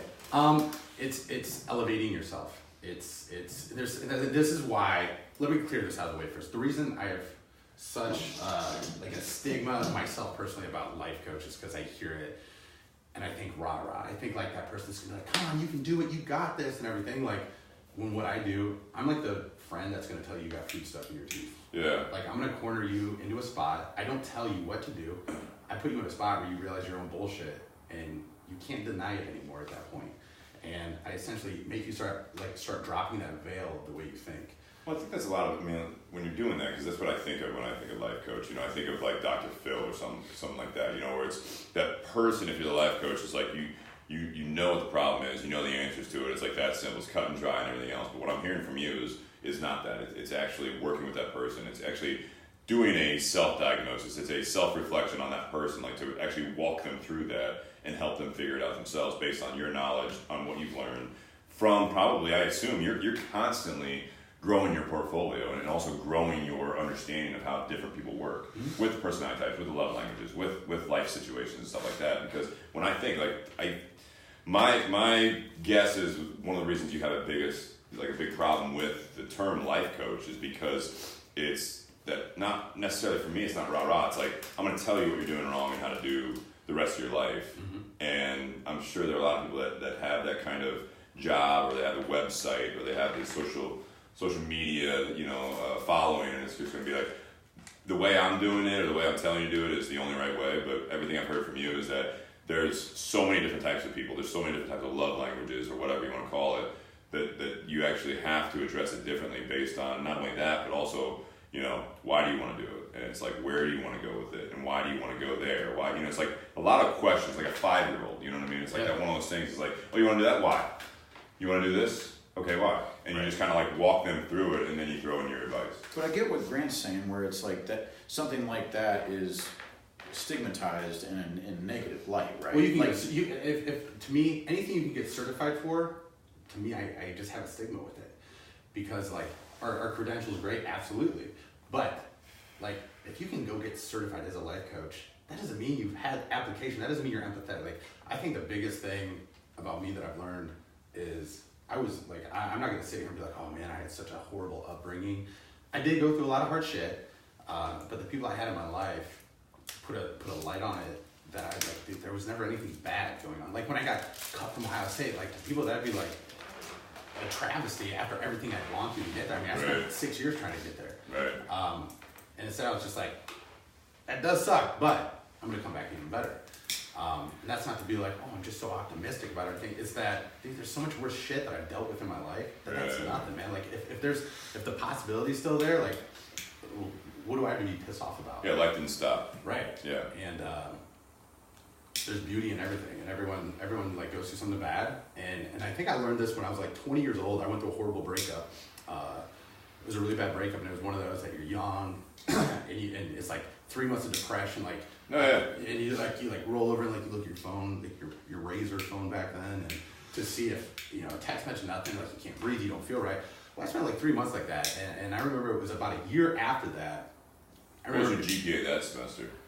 I was better by that point. Oh, well, even with the breakup. Yeah. I went through a breakup when I was was sophomore year, and I had like a 1.8 GPA because I was just destroyed. Oh, well, thankfully this happened in summer. Oh, perfect. So if you're in college. Wait till summer. Yeah, wait till summer. We don't have to like you get it through. You know, June, July, August, you're back in school. You're fine. But yeah, man, 3 months. Like I can't even recall like the shit that went on. I can't recall like there's pictures of me with like my family, like we're out doing stuff and going. Like I think I went to Toronto with a bunch of friends and stuff. But like I don't remember it. I wasn't present at all because I was so busy fixating on what was bad in my life. But the coolest thing is, about a year later, I remember looking back and be like, dude, man, like that was the best time of my life. And then I was like, wait, what? And when I realized it was the hardest time, one of the hardest times in my life at that point, emotionally, mentally. Right. And it created the biggest changes in myself. And like I learned more about myself in 3 months than I had in the first 20 years of my life. But it took you a while to realize that. Oh yeah. What you're saying. Yeah. But what it made me realize, as soon as I did realize that, is I was like, dude, like. Nothing really is bad. There isn't good or bad. It's whatever our perception of it is in the moment. Like you can acknowledge it and you can say, this sucks. And from there, you can start looking and find like the good and the takeaway. So you're saying what might be bad at the time, or on the flip side, what's good at the time. You know, you're having a great time. Like you were talking about your bar life where you're fucking eating whatever you want. You're drinking, like you're having like, you're a rock star every night at this bar, right? The girls love you and they're, you know, all this shit. But then you look back at it, you're like, it was good, but Jesus, that was not not a great time. It wasn't healthy. It wasn't. Yeah, it it go wasn't both good. ways, right? Right, and that's the thing. Your It isn't takeaway. good or bad. It's whatever your perception is, and here's the biggest thing: is our perception of stuff in retrospect is always so much more accurate. Like how everyone says, like hindsight's 20/20. Absolutely. It really is. So what I encourage people to do all the time is the first aspect, is if you're going through something shitty, is to throw yourself in the future and be able to look back at it. How do you do that? Remove yourself from the situation. Step back. That's why, like, Which is very difficult when you're emotionally involved. It is, but it's like kind of taking a leap of faith. Absolutely. It's taking a leap of faith, it's stepping back from the situation, and even if it's only momentarily, to be able to, it's kind of, so we all have our bullshit story we tell ourselves. We have two stories running. There's the reality and there's the bullshit that's going along with it to make it, everything align with that. Yeah. And every now and then, you step back from that. So no matter what you're doing, like when you're with all your buddies, you're like, yeah, man, look, fuck this girl, I did this, blah, blah, blah, blah, blah. And like, Is that how you used to talk, that voice? Yeah, I mean, that was like 20 minutes ago. Whatever. Before we started recording, I wanted to say something. Your voice changed as soon as we went live. I was like, who the fuck is this guy? He was just yelling when he came in the garage. Like, hey, what's up, man? Fuck. How's it going? But yeah, I mean, but it's what people do is that, you know, it's like you do a setting like that and you turn around and for that, like a split second, you're kind of like, man, I'm so full of shit. Like, that didn't happen. And then you look back at your friend and you're like, yeah. So, like, what's going on? You immediately forget about that. Yeah. But you do that and you do it over and over with every situation. So many situations, because what are we doing? We're shadowing our insecurities, what we don't want other people to know about us, what we think is vulnerable to us, that scares us. So we just naturally do it. But we don't even realize, we almost subconsciously do it. Until we get to the point where one day you wake up and you're like, I don't know who the fuck I am. Like, I think a lot of those self-realization moments can actually come when, in the morning, especially if you're drinking, you know what I mean? But like in the morning, that moment where you're by yourself, yeah, and it's quiet, and you're with your thoughts, and you're I think that's a lot of times where when you're around that social circle, like you said, like it can be a split second, you know, when it gets quiet, and you kind of realize like I'm full of shit, like you're saying. But the real self-reflection is that mirror in the morning when you get ready and it's quiet and you're tired still, you know what I mean? You're not in the day yet, you're not around anyone. You're like, naked. What's wrong with that? There's nothing wrong with being naked. I was not going that route, but I mean. Yeah, but like you're naked. Yeah. No, you're right. No, I was saying like in bed. Yeah, if you sleep naked. I'm just saying. No, you're vulnerable, right? Like what you're going on right now is so accurate, but I actually, I always pose it off as what happens at night is when you go to bed at night, because what do we do all day long? And I always factor this into like social media because explain that. Yeah. If you hate something about yourself, if you're like, I'm a piece of shit, I'm lazy, I don't do this, you can go on social media, you can make any avatar of whatever you want to be. It's why it scares the shit out of me. I use it, I utilize it, but it's so dangerous. Like think about it. Like how old do you have to be to drink? 21. 21, yeah. You know, how old do you have to be to gamble? 18. How old do you have to be to, technically get porn? Like 18 or. Have an iPhone. But why? But why do we have those regulations on it? Because it's addictive. It's dopamine hits, and that dopamine, those chemical releases, it blocks the feelings we have. Think about it. Like when you laugh, it's actually painful. Your body's releasing chemical in that moment to suppress that feeling. That's why when people go, oh my God, I'm laughing so hard my stomach hurts, it's because that chemical's wearing off. Should we wait till you're 21 on that? Man, maybe. Fucking children's laughter. Stop it right now. Yeah, there's no time for laughing. You cannot do that. You're 19. Stop laughing. Or think about running, like a runner's high. That's a real thing. Like it's runner's high, Sure because it's your body compensating for the fact of how much pain it's actually in to mask the pain. That's why you see people across the Boston Marathon, they just ran for 4 or 5 hours and they're sprinting that last little bit because that high is getting higher and higher and higher, and then they crash. Those chemicals mask. Okay, so what do people do? They get on social media when they're lonely, when they don't like something about themselves, and they put out something that they think they want to be, but they're not there yet. Yeah. And they put out a false sense of who they are. It's the same thing as if I were to sit here and bullshit you about my business. That's what the majority of people do. They're like, oh, like I'm making this much money, or I'm this successful. We bullshit success, our love lives, our finances. Or the thing where it's like you're actually projecting what is your reality, where it's making you negative, right? It's something that may, like if I posted like a picture of my, car and said, well, this sucks and my life's terrible and this has been a shit day. Well, if I don't get like a lot of people saying that they like this or that they're saying like, oh, I'm sorry, or getting that gratification out of it, then it sucks even more. You know what I mean? Like they're searching for that likeness. Right. In that. Searching for approval at that point, yeah. Right. Yeah, in that group. And that's what everyone searches for. They look for external validation of whatever they have going on in their life. So they do that. So I post shit all day long. That's not me. But I get all this attention. I feel good about myself. Every like, every comment. You're talking about other people. Or you're talking about you. Every other like people. Okay. Yeah. I just want to clarify. Because I became super aware of it. Like when I started thinking about all this, it was about a year or 2 years ago. Like, why am I posting right now? Like, if I'm posting a shirtless picture that's showing my abs, am I doing it for validation? Am I doing it for people to praise me? Or am I doing it because of what I am saying in my head? Like, is that accreditation? Is there ever a mixture of that, though? Absolutely. Yeah. I mean, and I'm not sitting here being like, oh, I just love to have people comment, but at the same time, like, yeah, of course it's doing good. Well, you can be proud of the way, like you worked your ass off, obviously, clearly for that stuff. So, I mean, you can do that but it also benefits what you're trying to promote. Right. From a business standpoint, and it sounds like from what I know, and I've known you for 14 minutes. It was longer than that. Yeah, no. 2 hours. Let's call it 2 hours, but I mean, there is the business side of it. You want to succeed. I mean, there is that. You're not doing this for charity that I know of. You know what I mean? So you are doing it for business, but there also is genuine feelings behind this that you want to succeed, but you also want to help it. Like that's all part of it. Like there's that euphoric feeling for you is that every time you have a successful client, you get that high. You get that, you know what I mean? Like you feel that satisfaction. Satisfaction. Yeah, satisfaction. Yeah. I think though for Grant though, like it's more out of a good heart though, from what I know you. A lot of it is, but I'd be completely lying like when I did this first round of this whole new program that I launched, I realized really quickly it was like what was driving me. Like, yeah, I love to see other people succeed. I love to see other people essentially not go through this, have to wade through the same bullshit that I've gone through. Like, I don't care if it took me 10 years to get through this. I can give it to you in about 4.5 minutes, like what I took out of that situation, and it just got you through that. Like, go on to something else, worry about something else in your life.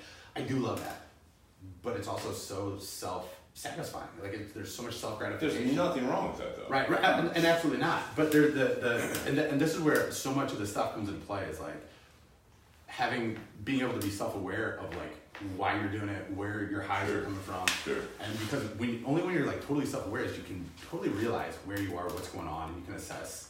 And I think that's like a big problem is self-assessment is hard. Sure. Because like, and I tell all my clients or people that are like I do interviews with to be clients, that it's not always fun. Like you hear the word breakthrough and you think Tony Robbins events and people stand up and like, oh my God, crying, all excited.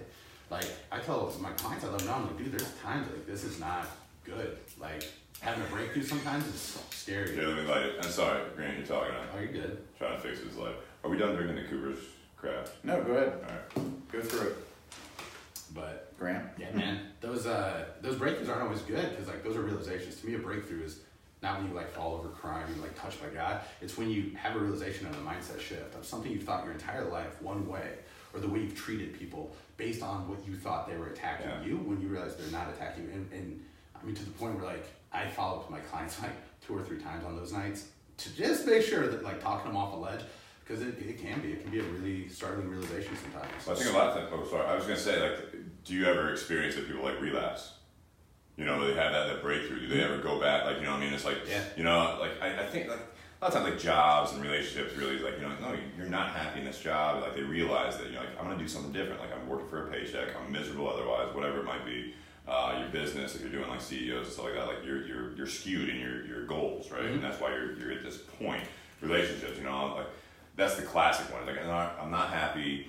I'm going to, like, they don't treat me right, blah, blah, blah, blah. I'm going to leave that person. And then all of a sudden, it's like, you talk to them a week later, and it's like, no, it's fine. We worked it out. It's like I think of that as a relapse, that you go back to that. Yeah. Like, you mentioned it earlier in the podcast, is that, you know, they have that comfort zone. They have that comfort level of what feels right. You're so used to it, and you don't want that change. And I think, you haven't talked about that, really, is that, like, the fear of change. Mm-hmm. The fear of the unknown. Is that a big factor for what you deal with, or no? Oh, yeah. Okay. Yeah, absolutely. So let's put it like this. I'm trying to think of a way to put it. So talking about like having a relapse or going back to something. Yeah. Let's talk about motivation. Like that. This is why I think motivation is total bullshit. What do people do? They're going to the gym. Jake says that a lot, by the way. If you ever go back and listen to our podcast. Oh, really? Dude, I've gone on like social media, like I've gone on the same rant as exactly, and it was without like watching your like morning rants. Yeah. And I can't wait to watch it. Well, it's funny because it's like it's morning, and then the G stands for Grant morning. But besides that, it's catchy. What's your social media though? Grant Me a Body. Grant Me a Body on Instagram. Is that where you do most of your stuff? Yeah. All right. So if anyone's listening, like want to follow that, Grant Me a Body on For Instagram. sure. Yeah. And no, but that's what I like about like Grant. I think like even if we were, at old school when we first started, like meeting each other and stuff, I think that we were on the same wavelength as our like mindsets. Obviously, like you're 20, or you're 30. Just let's 32. What were you saying about 20? I can run back to. No. I'll run back to tape real quick. When I first met you, let's let it go. Let's just let him say 20. He's 44. When I first met you, you were 30. You were 28. Yeah. So when I first met you, you were 28, and that was when like I was still in college, and it was like I saw Grant go through this like massive transformation. So he was at that like 290 or whatever it was. Mm-hmm. Yeah, and I watched. Was that recent? That was 2014. So. Yeah. Okay, so. Yeah. So I had just started college, and when I was coming back for the summer, like obviously I was engulfed in old school and everything, but I was like watching like, well, who's this new guy? Well, I came back, met him, find out that like he's an awesome dude, and then I find out that also the fact that like I was once a linebacker, like we played football, obviously like we hit it off, we had like-minded views on things. Sure. And then, but obviously like he had been through the ringer a lot, you have more experience through just life in general than me. And so I always like just talking to him in the gym, like whether we were working out or not. But going back to like what we were talking about is it's with the social media aspect and the fact the motivation and the I guess the bullshit piece. I've talked a lot about that on the podcast where it's a machine that keeps driving and it keeps leading people to the wrong way, and it's all about money to like main point. And then but there's people out there like you, and until you dive deep down into it and see that one, they're going to add value for no money for like a certain extent, and the fact that like they're going to call you on those late nights and like make sure you're okay and be your best friend, and the fact that people can find comfort in that, I think that's a something that has to be acknowledged. Yeah, I mean, here's the biggest thing though. I don't blame the people that are saying motivational things. I blame us. I blame the consumer. Because it's our fault, because we don't go a layer deeper with it. We hear, if you want to be successful, wake up at 3 a.m. So people wake up at 3 a.m. and they sit at the table and just fucking sit there. So you think we feed it? Well, we absolutely we feed it, but you need motivation is nothing. Motivation is saying something. Motivation is bringing something to your attention. Like I can motivate you to start drinking more water. I can be like, man, you got like this, and you're gonna hear me say it and everything. But as soon as I get done, like, you still have to get your ass up and go get it. Like, I can't make you swallow water. Like, I can't make you do it. So that's what I'm talking about. Motivation is great, but for it to be effective, people have to turn it into inspiration, which is internal. Like, apply it to yourself. No, you're absolutely right. I mean, I'm trying to fill my lighter, and everybody's like worried about it. No, it's fine. Yeah, I'll figure it out. We can mess with it later. There's a lighter right here. Yeah, no, it's fine. All right, I can get you some matches. Whatever. It's fine. You can turn the propane heater on. Stick your face up to it. Yeah. Turn the grill on if you want. Yeah. No, I think the motivation is the first step, and that's. Do you listen to Grant Andy Frisella? Mm-hmm. Yeah. So he had a recent pod. Yeah. So I go in waves with him and a couple other podcasts. Just anything really. Like I go in waves. I do it and I listen. And then it's like seasons of shows. You binge worthy shows, and it's like if a season catches me wrong, I'm like, well, I'm done now. You know what I mean? Like it was like Sons of Anarchy, like the Ireland season. I've mentioned. He keeps talking about. No, but I'm just saying, like you're in it, and then you're like, all right, now you lost me, and then I don't go back. But like with Andy Frisella, like I do that. I'll listen to it for a few weeks at a time. You know what I mean? As far as that, and I'll catch up, and then there'll be an episode where I'm like, I'm not really interested in what he's talking about. And that's the world of podcasts. You have to have that constant, depth of what you're talking about, and realize that you might not really sync with what that episode is. But he had this one recently about the fact that it's not just like the motivation, it's like the evolution of the social media right now. So it's like if all you're doing, and I think that's where we're kind of touching on, is that all you're doing is doing what people before you have done, and you're posting the motivational things like fitness industry. We always go back to that, where we're all kind of like in the fitness industry a little bit, or at least personally, that you follow these people and for a reason. You know what I mean? Like you see them working out, and then all of a sudden it's like you either there's usually two sides of it. Like, oh, now I gotta go do it.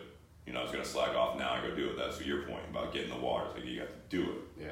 Or they look at that post and they're just like they feel guilty because they're not doing it, and they're gonna go drive through McDonald's or whatever it might be. You know what I mean? But I think with the evolution and what I'm getting from it, and I'm actually like I'm not trying to pump up our guest here, but like I'm excited to like follow you on Instagram to see what these rants are, because now that I've met you, that it's genuine and you have that depth to it.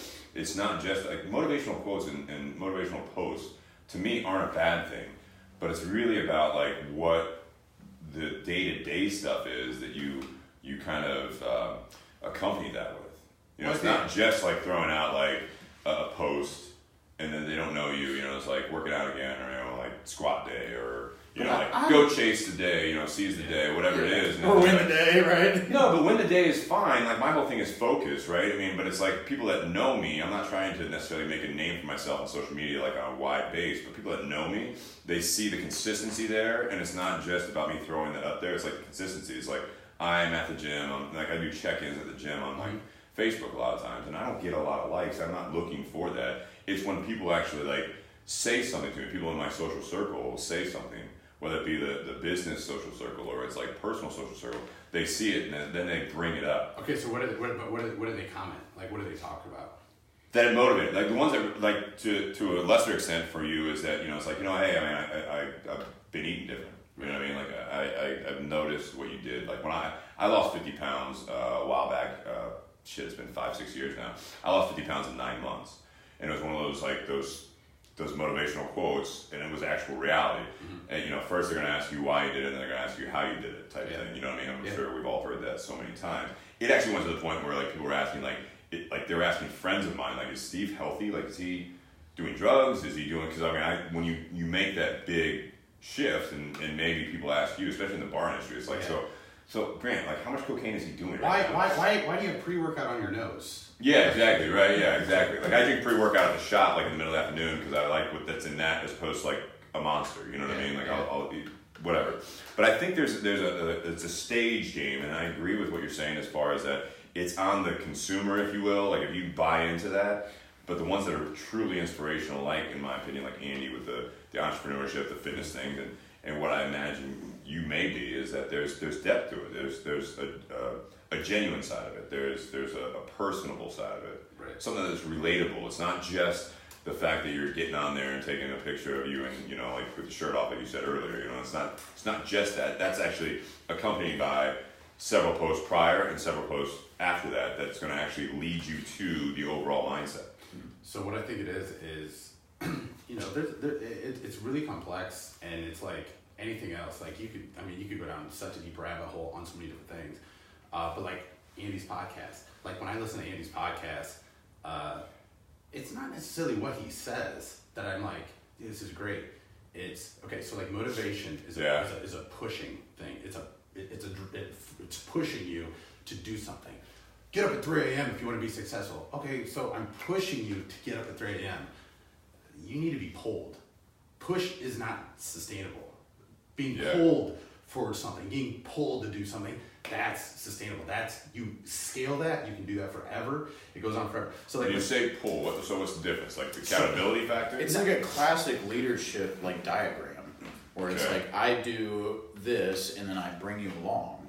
It's to me a pull is like, to me, if you have to get pushed out of bed in the morning, it's like, fuck, like I gotta go do this. Like I'm not even. So what's the pull? What's the opposite? I'm not even joking. I get up at 4:30 every day, like on my own. Like I fucking jump out of bed. I have FOMO about missing out on life.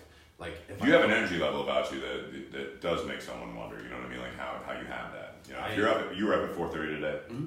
Yeah, and it's what? It's 9 o'clock at night. And you still have that energy. It's just dude. It's because like have you always had that? No. Okay. No. Because a lot of people. That's the misconception there. You know, a lot of people are like, you know, I wish I was wired that way. Mm-hmm. So explain that. It's mindset. It's the way you approach things. It's the way you take things. So like let's look at Andy's podcast for example. Yeah. I could look at his podcast and I could sit there and be like, all right, push play and be like, tell me something cool, make a cool line, say something exciting, have a good guest on. I'm more fucking inspired by the fact that this dude has more than enough money in the world. Yeah. It's all the subliminal things that inspire me or motivate me. It's he does that and he could get as much advertisement money as he wants. And he says that openly. Yeah, and he does it because he really wants you to get value. Yeah, he doesn't need to do this for anybody, and he's doing it. He doesn't need to do it. It's not like it's going to grow his reach with supplement company. But see, I'm a cynic. I do see that though. I think he's smarter than that. I think there is a part of it, like especially now, you know, maybe. But I look at it and like because I started listening to his shit, like I haven't bought anything. I do take a lot of supplements. There are brands that I follow, right? And it made me look at First Form. Mm-hmm. So I mean, like he's not, and maybe it's just me being cynical, but it's like there is a value to that. Again, that's maybe the depth of doing the social media side of it. You know what I mean? Just like you're doing the Instagram side of it, and then hopefully, if it works, not only is there again the genuine side of it, there is a little bit of charitable side of it. Yeah. You know, you want to inspire the masses. You have 15,000 plus followers, right? Mm-hmm. Is that right on Instagram? But it's like of those 15,000 followers, maybe you will get a couple of messages or calls for your business, Right? Which is a byproduct, and again, I guess I can keep going back to that. It's not a bad thing necessarily. It's not, because here's the thing, and I always say this, and I actually just said it last night because I relaunched open inquiries for this next round of the program that I'm launching. I hate marketing. I hate the marketing out there and everything. Again, Classic marketing or just marketing in general? Classic marketing. Okay. Like pyramid schemes and like, I'm gonna loop you into this and loop you into this and loop you into this. Like, no, I'm gonna fucking tell you up front. Like, if this is what I want you to do, this is what I'm gonna offer, because I'm gonna put all my shit into this one because it's gonna be so good. Is it gonna be for everyone? No. Can everyone afford it? No. Yeah. But the ones that can, that are ready to make that jump in their life, they're gonna be somebody that's in a position, they don't care, they're gonna pay that. Now, at the same time, I don't just want their money. That's why the process to get into my program is pretty extensive, because I'm not just gonna take anybody. And I'm also not one of those people that are like, I need the best of the best. Like, no, like, I fucking hate trainers that are like, I only want serious clients. No, I want the motherfucker that isn't serious, that wants to change your life though. Yeah. You just want the dude that's already an athlete that you're gonna take off another 1% of body fat and then take credit for all of his work. And then promote yourself while doing yourself. Sure. And that's the thing. And dude, at the end of the day, there is nothing wrong with like athletic trainers, like showing their clients and testimonials and stuff like that. It's great. But like what I said yesterday, launching this is... And this is a fitness program? Or is this a life program? It's everything. Okay. So what I do is a 12-week deep dive on the 5 areas that I break life down into. Okay. 12 weeks long, 2-week deep dive on each of those, with the first 2 weeks being me being super vulnerable. Everything is done through video chat. You personally? Yep. Yeah, you're open. Yep. So it's How kind many clients do you take on at a time? This round I'm doing 18. So Okay. it's only 18. Only 18, but based on what you're saying, I mean, that's going to be a lot lot of of hours. time. We yeah. interact. They get a lot for that. Every single day. Okay. It's they get a video from me every single night. 5 nights out of the week they get a video from me. Mm-hmm. I give them Saturday off completely, but for Monday morning, the videos get to them the night before. They watch it. It's the last thing they watch before they go to bed. It's like a minute, 2 minutes long, and it's pertinent to the area that we're focusing on. So it might be business. It's going to be business related. Do you do personal videos for all 18, or do you do one video? It's one video. Yeah, okay. So that's Based on the subject matter for that 2 weeks. Okay, so that's gotcha. the constant. The variable becomes their responses to it. Yeah. Because so I send those out to them the night before. Part of setting up their morning routine is totally subliminal, because I now force you to allot 10 minutes in the morning, 10 additional minutes to what you do throughout your day. Because most of us just wake up, pick up our phones, we check Instagram, email, Oh, for sure. text message. We serve the rest of the world before we serve ourselves. So this is to get you up, and yes, you're gonna look at your phone, because you're gonna look at this video that I sent you. You put your phone selfie style, so now you're looking at yourself. It's not to me, but you're speaking on whatever it is you think about. They're taking a video of themselves. And then they send it to me. Nice. And the idea behind that is, one, you're putting your face on camera. You don't bullshit yourself. Like you can bullshit me, you can bullshit him. It's first thing in the morning. Yeah, but when you're looking at yourself, you eventually start calling yourself out on it. Yeah. Two, you see yourself, your physical self. You getting more confidence. Even if there's features about yourself that you don't really like, you see yourself and you learn to love yourself. And this is where I get really lightly on like the whole self-love. But dude, you have to. Like, I fucking love myself. Not because I'm cocky, but like, I know what my face looks like as I'm talking right now. And when people get that confidence in themselves, it takes them to a whole nother level. Not only that, the biggest aspect, where your brain goes. So if I'm talking about something in business and something that I've done in business, and what pulled out of that, I take the principle out and I show it to you, and you think about a fucking rhinoceros. I don't care. Tell me that.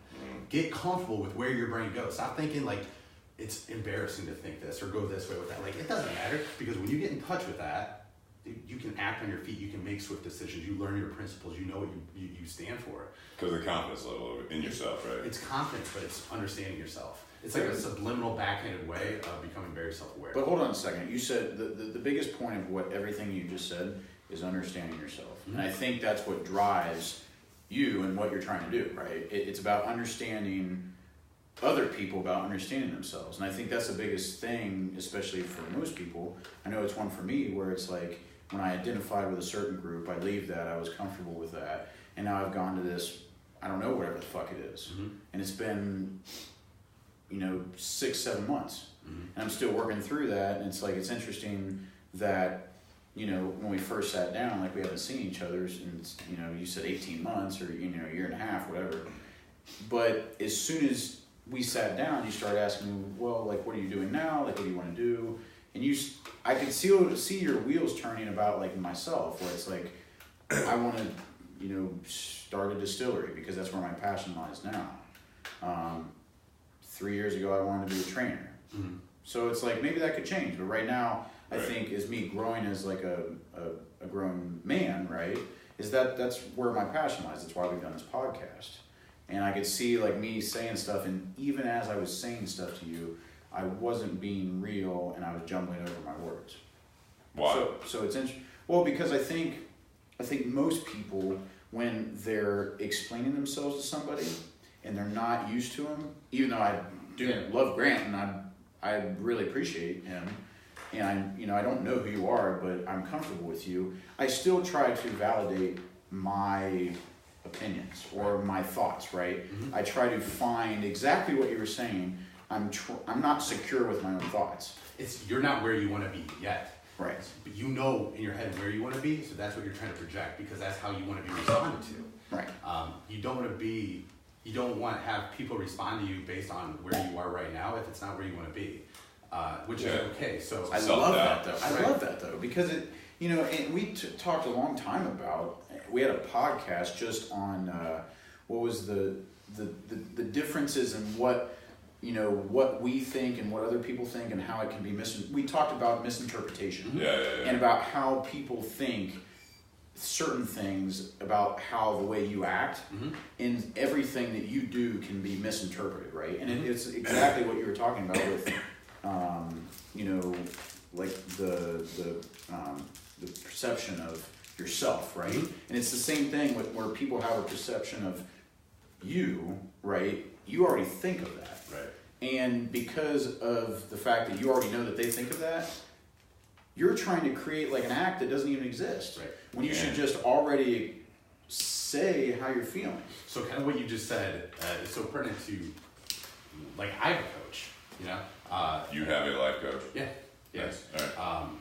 And it was super organic how it came about, and he's a great dude, lives out in San Francisco, and we kind of like coach each other back and forth. He's done like the actual like self-development coaching way longer. He's 45 years old. Super He's like a mentor to you, right? Yeah. So can I comment real quick? Like, life coach is more or less a subscribed to or hired mentor. It's like a mentor. It's like an outside source. So when I used to run the bars, our company we had 3 venues in Cincinnati, a couple in Columbus, and when one of our owners ran a bunch of the ones in Cincinnati, when he would come to Columbus, like I said, I worked my ass off 6 days a week. I was in there all the time. But he would come in and he'd be like, well, that light's out and this is out. I'm like, you motherfucker. Like, really, you're just going to come in here? And he's like, you took it personal. Well, he's like, relax. He's like, I'm not in here all the time. I can see it. I can point. You're in this mess all the time. You're going to miss these little things. And these little things are what make up the big picture. So that's what it is. That's what a coach is on any level. It's somebody outside that's going to be more objective with you. I can see shit so different. So it's new eyes. You're right. So that's why that's why metaphors are so intense and so effective with people. Is I can take some bullshit you tell me, but I can make it into a metaphor, and you're gonna look at that metaphor, and you're gonna be like, you're gonna judge it, and I'm gonna apply it back to you, and you're gonna go, oh shit. Yeah, you said that. And I'm like, dude, you said it about the exact same thing, and now and because of that, you can't deny. So I don't have to tell you you're full of shit about this. I make you realize it yourself, and that's gonna be way more powerful than somebody else telling you. This is wrong, this isn't right. It goes back to that person realizing themselves. Mm-hmm. Absolutely. I wanted to say something, and this is just a side comment, because I know a lot of times when we dive into these things, and last week was a great example of it. Like towards the end of the podcast, we had someone that we were talking about relationships. We got into it deep. It was like 2 hours and 45 minutes into it, right? And someone started commenting about like that he had been in a 10-year marriage, I think it was. Yeah. And the last few years have been rough, and this is exactly what he needed. When you were saying this whole thing about looking into doing a selfie video first thing in the morning, a lot of people, I don't think enough people actually look at themselves in the mirror while they're talking. Yeah. And I think the selfie thing, one thing that I realized one time, and for anyone that it has gone through or is going through, like say a rough relationship or whatever, and you're talking on the phone, I immediately thought of this, is that sometimes when you're just in your own head and you lose set, I love the comment that you said, I know what I look like when I'm talking right now. I know that like what people are perceiving, at least your perception of what people are perceiving, obviously. But it's like, I would have a conversation on the phone and I'm like, it's a stressful conversation, maybe it's an argument or whatever, or I'm trying to like get my point across to that person. And in this house, which I'm moving out of, and everyone like knows that this is the last episode possibly in this garage, but I'd walk around, on the phone, on the cell phone and everything. And as soon as I'd walk into the front bedroom, the closet doors are mirrors, and I would like kind of catch myself talking on the phone. My just overall demeanor would absolutely change because I'm watching. Like it's almost like I got a whole new level of self-worth. Because I'm in this, I'm emotional, and I'm getting broken down because I'm, it's maybe at wit's end on the situation that I'm dealing with in this relationship is a bad personal relationship.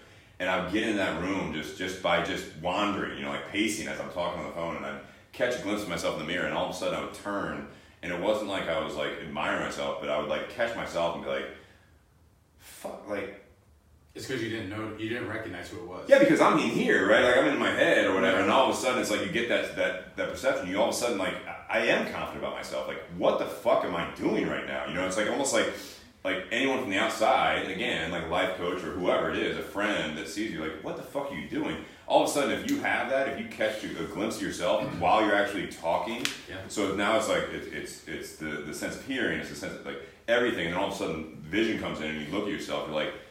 You might get that sense of like, I'm fucking better than this. What the fuck am I doing? Yeah. So that's exactly, when you did that, like that's what I thought of. I feel like it's a lot of the same as far as like you actually are seeing yourself, the imperfections, but also the good qualities about yourself. Mm-hmm. That you actually, if you don't, the only time you look in the mirror is when you're getting ready in the morning, you're not talking to anyone, you're just by yourself. Again, now you're still in your head, but when you actually are talking to someone. Well, because what are you doing? What are you doing when you're getting ready in the morning? You're not doing it for yourself. You're getting ready. So you're going like, am I going to be presentable enough for my coworkers or everyone else I'm going to see? And 9 times out of 10, it's always about like, a potential mate out there. You're putting a face on, yeah, right. Exactly, yeah. Right, but like what you just said, like dude, that's so powerful. I had a client on one of my last rounds, and I actually had them start doing it because they were in a part of a long distance relationship that was kind of going south, and they had a really bad temper and they couldn't control it. And he's like, I know what I'm saying. He's like, and I feel so justified in everything I say. Yeah. He's like, but I get so angry and I yell and I can't stop, and then she doesn't hear it. And I was like, well, just do this. I was like, next time you're doing that, I was like, go stand in front of the mirror and watch yourself. It's so powerful. And when he did it, their relationship changed drastically immediately because he's like, I didn't like what I saw. It's because in your head, he sees the emotion, right? We justify everything and we paint it and we essentially make up this kind of like bullshit cover up. Like, I'm justified in what I'm doing and everything. It's not about being justified. It's not about the other people. Yeah. It's about you. And that's all that's all that matters. So like what you said about how, I was thinking about how you were interpreting what I was saying. I can see your wheels turning. So, and going back to like my coach, he kind of became my coach because we had this talk about his book. He wrote a book, ironically called I Call Bullshit. And yes, man.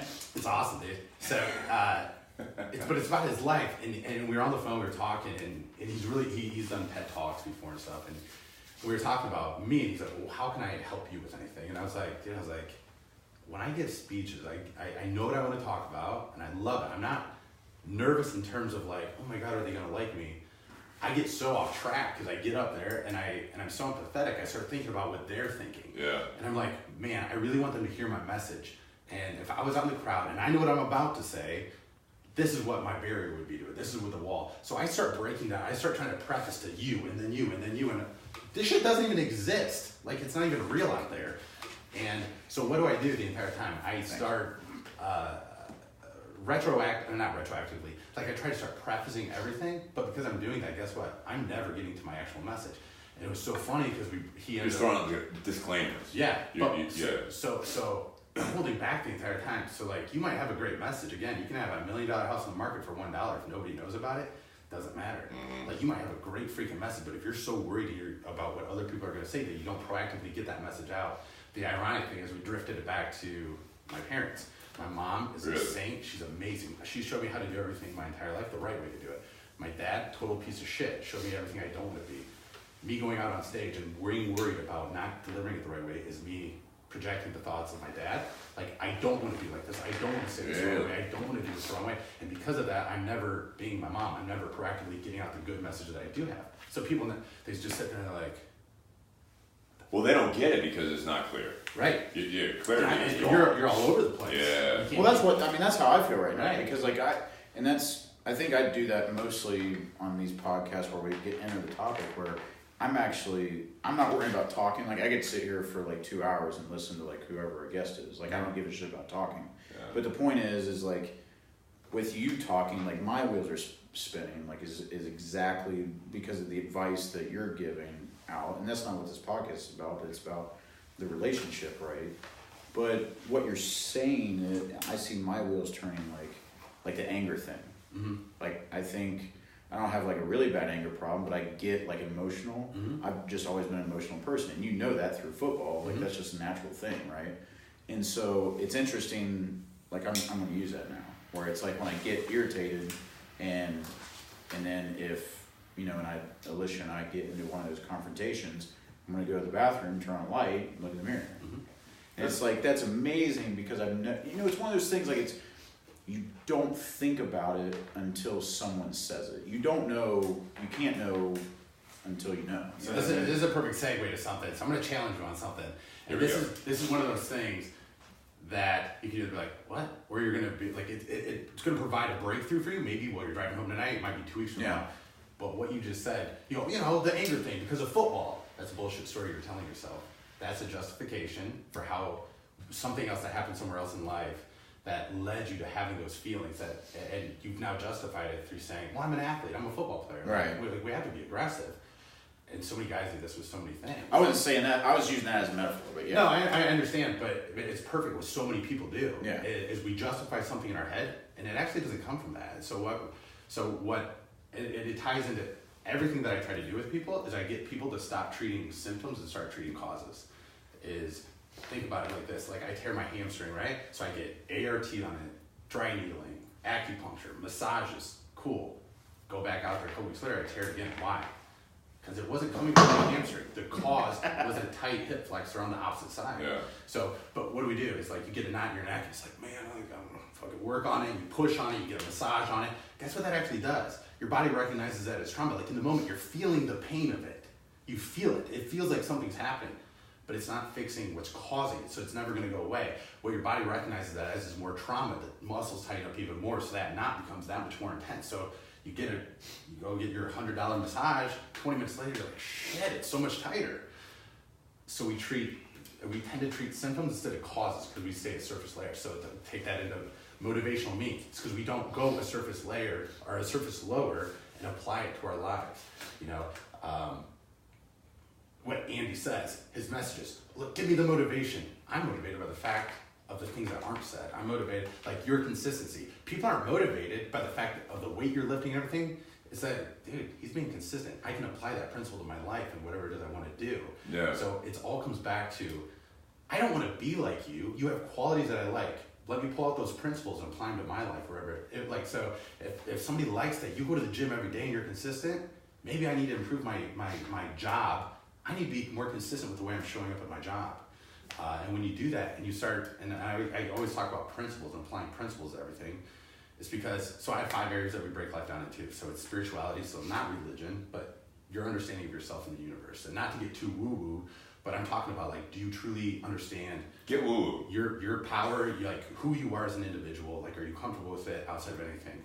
So that's what I talk about. Spirituality is the biggest thing to get online before you walk out the door every day. Like, by the time my hand hits the door, I wake up at 4:30, I meditate, I do a cold shower, I read, I journal, and I share something, just some kind of blurb. It's me sharing something with the world. Like, I don't care if one person sees it or 5,000. It doesn't matter. On social media? Yeah. So every day you'll always see like a paragraph or a sentence from a book and like a little caption with it or something like what my principal takeaway from it was. But it's really for you at the end of the day. All part of your meditation. That's the difference. Yeah.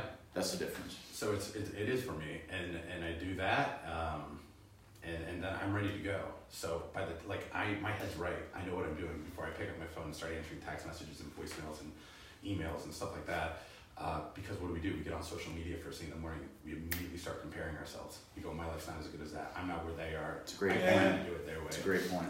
I think it's a lot of, for me, it's a frame of mind. So again, going back to, for example, since we've talked about it, like when I do listen to a motivational podcast, right, or entrepreneurship, a health one, whatever it might be, like MFCEO is a great example of it. If I'm listening to it, it's an immediate motivator. Like, I'm listening to what he's saying, or whoever the guest is. I'm listening to just the overall message, or what I'm taking away as a message. But the thing is that it's seconds or minutes later that I actually start thinking about my day. Mm-hmm. So it's a different beginning, and I don't do it all the time. Sometimes I listen to music, sometimes whatever it might be. But it's like the ones that I usually will drive to work or drive to the gym in the morning, whatever it might be. A lot of my motivation comes from it's a translation of that message to that. So to your point, like what you message, put a message out there about a book. You know what I mean? What your takeaway is. Mm-hmm. I don't put that out there on social media, but I'm utilizing that. Yeah. So I don't want to say, I get what you guys are all saying about like the motivational, like get on social media first thing in the morning and do that. A lot of successful people. I mean, there's a lot of those. I forget what the actual number is, but like the top 10 or successful habits of successful people, that type of stuff. Yeah. Andy Frisella, one of the things that stands out, first thing he does in the morning is get up and brush his teeth because he's looking in the mirror and he's brushing his teeth, stuff like that. Whatever works for you. Right. Again, it's that, if 5 o'clock's not early enough to get everything done and you're not going to like wake up at 3 a.m. and it's like, all right, cool, I woke up at 3 a.m. Now what? Yeah. It's not just, there's no like, I think the motivational side of it is a lot of times people will take it away as like, all right, so I go back to that whole pushing them to do something. If you push someone to like wake up at 3 a.m. or to like you just kind of walked us through your morning, mm-hmm. It sounds easy, and again that's in my opinion, your personality type that works for you. But sometimes it's like, cold shower also works for some people as far as like just to wake up, and it's almost like actually it's like a self-mutilation, like you're hurting yourself because that's not comfortable, but it wakes you up, whatever. I like to do a nice warm shower or hot shower because it does relax me in the morning, and sometimes I wake up and I'm not relaxed or whatever it might be. So I think the biggest thing is that take all of these things, whether you have a life coach, whether you have like podcasts you listen to, whether you have certain music, certain books you read, whatever it might be, everything that you're stimulating your mind with, there is more of a self-realization of what works for you. And I think there's a lot of trial and error there. Oh, there's so much. That's what I like about what you were saying. There's no one right way. And that's what I like about what you were saying about like how you work with your clients is that you don't like the negative for me, the life coach thing is, and that's the whole subject. What the hell is a life coach? It's like, it's not someone that's going to tell you how to do it. It's someone that's going to walk you through and figure out how you work. And then there might be some trial and error stuff. You know, and it's not always like, hey, today didn't work. All right, tomorrow do this. Like you were saying earlier about supplements and stuff and workout programs. There is some trial and error. There's some downtime there where you have to figure out what actually works for you long term. You can't fix it in a day.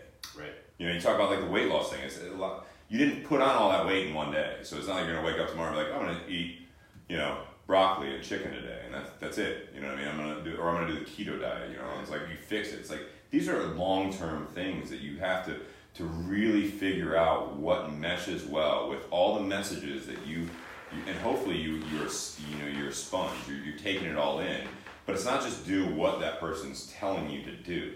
You know, you wake up and you look at social media, and the person's like, my life's not as good as that person.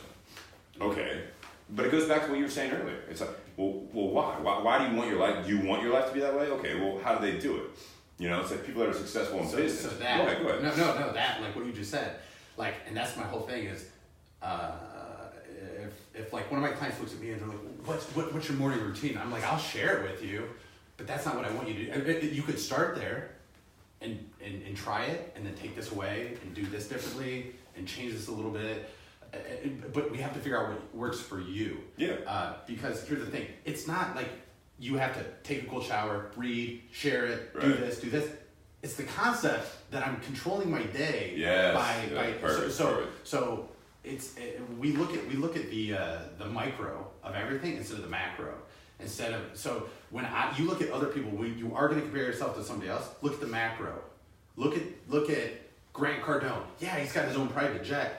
I want the money. Why do I want the money? Because I don't want to feel the stress. Yeah. Money is just a stress reliever. Which a lot of times is because money is a stress problem at that moment. Right. Man, if I had a little bit more money, if I had a lot more money, shit would be easier today. Right. But this is what I'm going to say as far as money goes, and I share this with everybody. It's something I share very openly. You know, I grew up with very little, and then I went 8-9 years living in abundance, like a lot of money, through the bars. I mean, I used to just crush it all the time. Yeah. And then, you know, doing both I spent about 3 years doing both.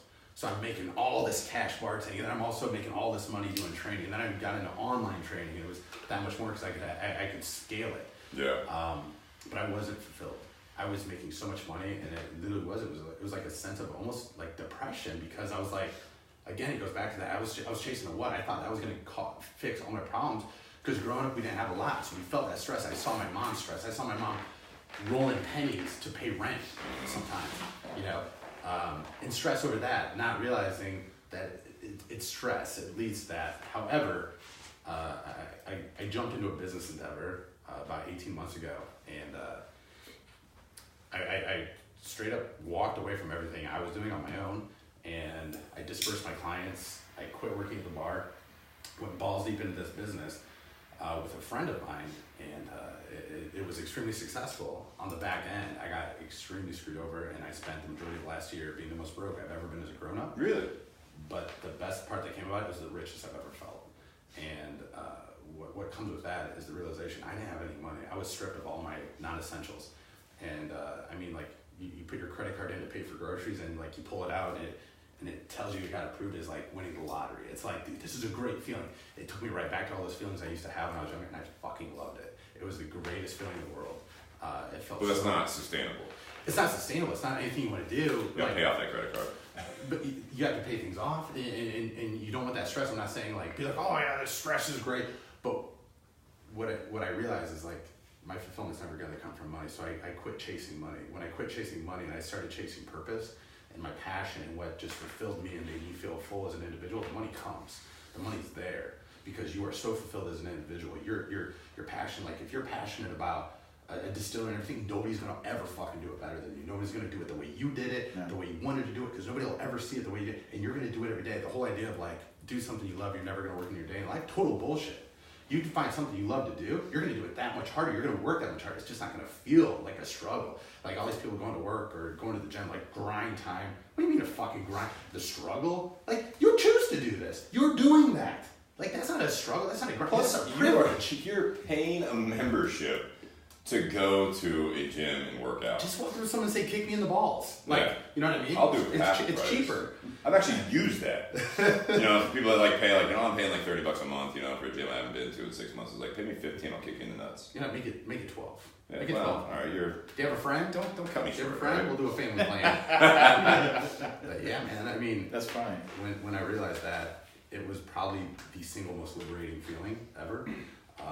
I love that, but I'll add, like, you can't, like, just go broke, like, trying to live your dream either. No, you can't. So, No, you have responsibilities, Yeah. especially with other people. Are you married? Are you you know, Grant? No.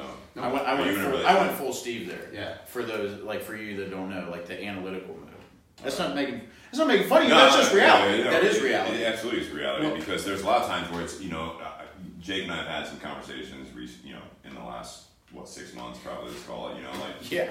Well, I mean, it's one of those things where when you look at it, it's the, you know, my dad coming out at me a little bit. You know, there was a time where I was like, oh, I was pissed at work. You know, back in my old job, my old career. You know, I felt like I was getting screwed over and all that stuff. And it was one of those things. I'm like, you know what? Forget it. I'm not going to do it. I'm just going to quit tomorrow. He's like, yeah, absolutely. I get it. And then it was like you talk, and then he starts like just sliding shit in. He's like, so I mean, that's great, like, but you don't have anything lined up yet? No, but this is bullshit. And he's like, all right, it's fine, you know, but like, are you ready to like get rid of your car? Well, yeah, I mean, I get it, that's part of it. And he's like, well, how are you gonna pay rent next month?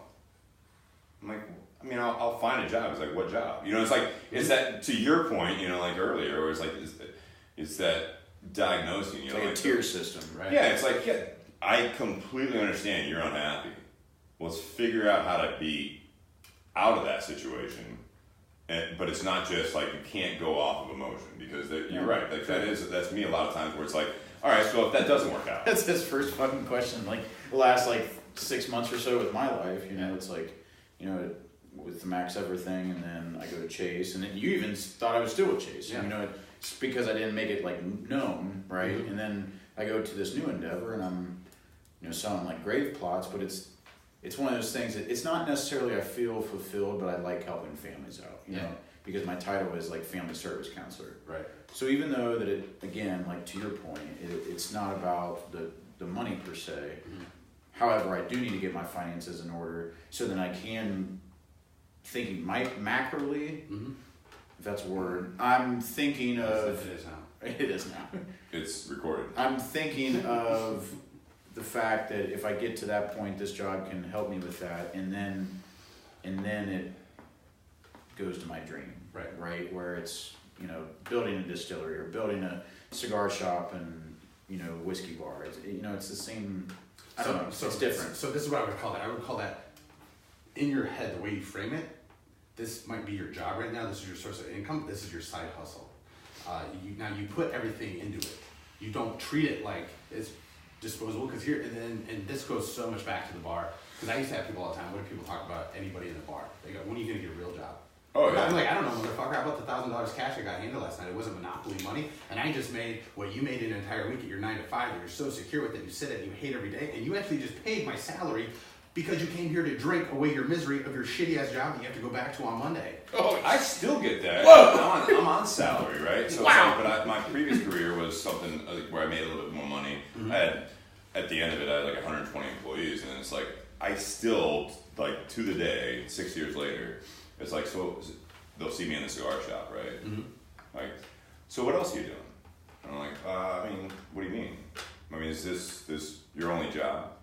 Because like that perception, you know, like that's what you're dealing with there. Right? It's other people's peer. Yeah, I'm like, yeah, no, I mean, but you love it though, don't you? I do. Okay, so that's the thing. That's where people get so confused. People equate struggle and discomfort and agony and putting yourself through shit with Success. With success. Like, I'm doing this job. Like, they think that's the way life's supposed to be because so many people are unhappy all the time, and they don't realize like it's like cheerleader shit. It's not like, dude, you deserve to be fucking happy every day. You should wake up excited about life every day. Like, are you gonna have days you want to sleep in? Absolutely. You're gonna have days that are just off a little bit? Absolutely. It's not to say that. It's to say, like, dude, if you're waking up every single day and you're dreading life, this. I've been there, and I think you've been there. Oh, Dave's yeah. been there. Like the statistic on it is, I think it's, I want to say 60 to 80% of heart attacks happen on Monday mornings, and it's because of people so. There's a lot of comments coming through about stress. Really? Oh yeah.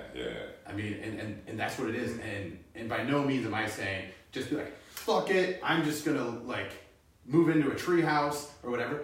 Yeah, like have a plan, but the problem is so many people get caught up in paralysis by analysis of if this doesn't work out, and then they just don't go with it. It's that scare, it's that fear, and it's like the same reason people don't face the harder shit in their life.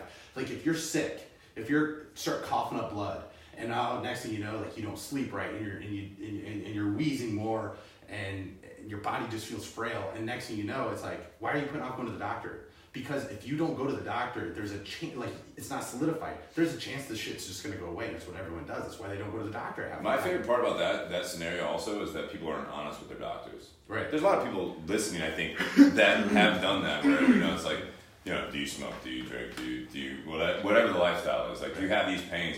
People literally, like, you go into the doctor because you were like, remember like the vertebrae thing you were talking about earlier. It's like, like, do you feel pain? There's so many people. But why? Well, why do they lie? The perception.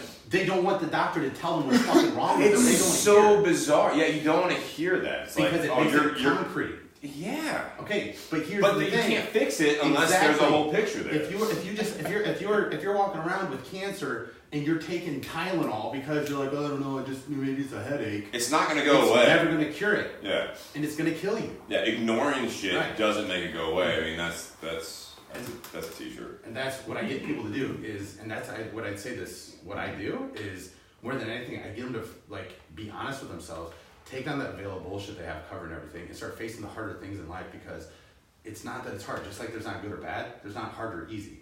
It's whatever your perception of it is. It's uncomfortable, and so your perception becomes, this is hard, I don't want to face it. Like motivation. People get pumped up. They hear, talk about relapsing. People hear you get, dude, I can sit here and I can get you so jacked up on a fitness program. And you see it with clients all the time. You want to lose 20 pounds? Okay, this is what we're going to have to do. We're going to have to do a caloric deficit. You're going to have to train like this. You're going to you're going to need to cut back your sugar because the sugar is going to lead you to having more cravings. Okay, yeah, we can do it because you have a goal and I'm telling you all these things. Okay, cool. I'll go fucking do it. 3 days in, it's fucking hard. It's those people in the gym you see on the treadmill, you know what I mean? Like, and no matter what their age is, but you see them 6 months later and you're like, you've maintained something that clearly has brought you into the gym. Mm-hmm. You've maintained it. Like, you're coming in, that's fantastic. But there's no, like, and again, not knowing what their physical symptoms are as far as maybe why they're doing it, whether it be like blood pressure or whatever, maybe that's improved. But overall, you're in the same state because you leave here and you've had a personal trainer for 6 months. And that personal trainer is that motivational coach, right? It's not the life coach, it's the motivational coach. Mm-hmm. That is like, all right, so while you're with me for 60 minutes, 3 times a week, we're good. And then it's like... Because I can bullshit you for 60 minutes. Well, no, it's also the same thing we're talking about with the doctor. It's like they come back in, like, how's your diet been this week? Oh, no, it's been great and all this stuff. It's like they fucking left the gym, they went to McDonald's, and then they've hit it on the next day. They ate like shit, you know what I mean? Or they didn't eat at all, which is the big misconception there. It's like, oh, I'm just going to not eat. Or I had a banana today, so I'm going to lose weight. And it's like, but then they binge as soon as their body is just like fucking crying out. Right. And they go back into the next personal training session and they're like, so how's it been? It was good. No, I mean, I did what we talked about. It's like, you're fucking lying. Because 6 months later, you look the same. Well, the problem is that we do something one time, and who was I talking to? I was talking to one of my clients that I mentor. He's a younger guy out in California, and how would I say to him? Oh, about a job. Like he's switching jobs right now, and I'm like, okay, so we're 3 months with no job. What are you doing? Like, oh, I'm doing this. I was like, you're so fucking full of shit. I was like, stop it. I was like, you are full of shit. If you were really working at it as hard as you say you are, you'd have 10 jobs by now. Yeah. And I was like, I don't care what you say. Like, it's not like you're disabled and you're not capable of carrying out the multitude of jobs. Like, you are capable of all these things. I was like, be honest with me. How many interviews have you gone to? And he told me, I was like, how many interviews have you gone to? Yeah, you're like, you're lying. You're flat out fucking lying. Well, it kept getting less and less and less. But why? It's because we do one thing one time. So that person goes away from their trainer, they eat one meal that wasn't fun to them. Maybe it was asparagus and some chicken and something else. But they did it one time. They go back to their trainer. In their head, they literally are going, dude, I did what I was supposed to do. I ate. Like, yeah, like, I was okay, but like, I did this, and no, you did it one time, and you're telling yourself you did it all the time. Yeah. You know, I showed up late for work one time. No, dude, you show up late 4 out of 5 days of the week, and that's why you're getting fired. But you justify it in your head because you don't want to be that piece of shit. Nobody wants to be that piece of shit. That's good. But until you face that the way you need to face the doctor and find out what your diagnosis is, you can't treat it. Until you go, I am fucking lazy. I am not showing up. I am not being dependable. I'm not being responsible. Until you are willing to say that and face that and be honest with yourself, it might hurt, it might suck. You're not going to be able to address it. You're not going to be able to put a plan in place to go after it. Go ahead. Well, here's what I like about this is about the fact that the main thing is when you're speaking to these people, right, Grant, and when you're asking them why, or you keep asking the same question, or the just the same statement. Your point behind it all is that you're allowing people to voice their own views on themselves, right? You're allowing people to find their own answers. Mm-hmm. It's not about that's what I get so bent out of shape about, like the motivational shit, because it's just about telling me what to do. Mm-hmm. And I'm one of those people that it's an ultimate push. Yeah, and I don't fucking like being told what to do. Doesn't go over well with you? Thanks, Steve. I don't like being fucking told what to do. And that's just who I am. That's one thing that I am comfortable with voicing about, is the fact that I'm not comfortable with people telling me what to do. Mm-hmm. Now, if you come to me and you're asking me questions, right, and you're trying to be a personal person, not be my fucking parent, then I can relate to you, and then I can talk to you, and then I can find my own answers. Mm-hmm. And I think that's, I think with, I won't say most people, but some people, I think that's a big thing where they don't, it's just an automatic turnoff. And that's when people are telling them what to do, and everyone, let's not like get it twisted, everyone wants to tell everyone else what to do. Mm. Everyone's got like the best fucking opinion, everyone's a critic, and they know everything about life. Can I add to that real quick before you finish that? It's a lot easier to give advice than take advice. Absolutely. Yeah, and because there are a lot of smart people out there that they're not wrong right. when they're giving the advice. Right, but that's the thing is there's like and I always and I make a point because you're exactly right.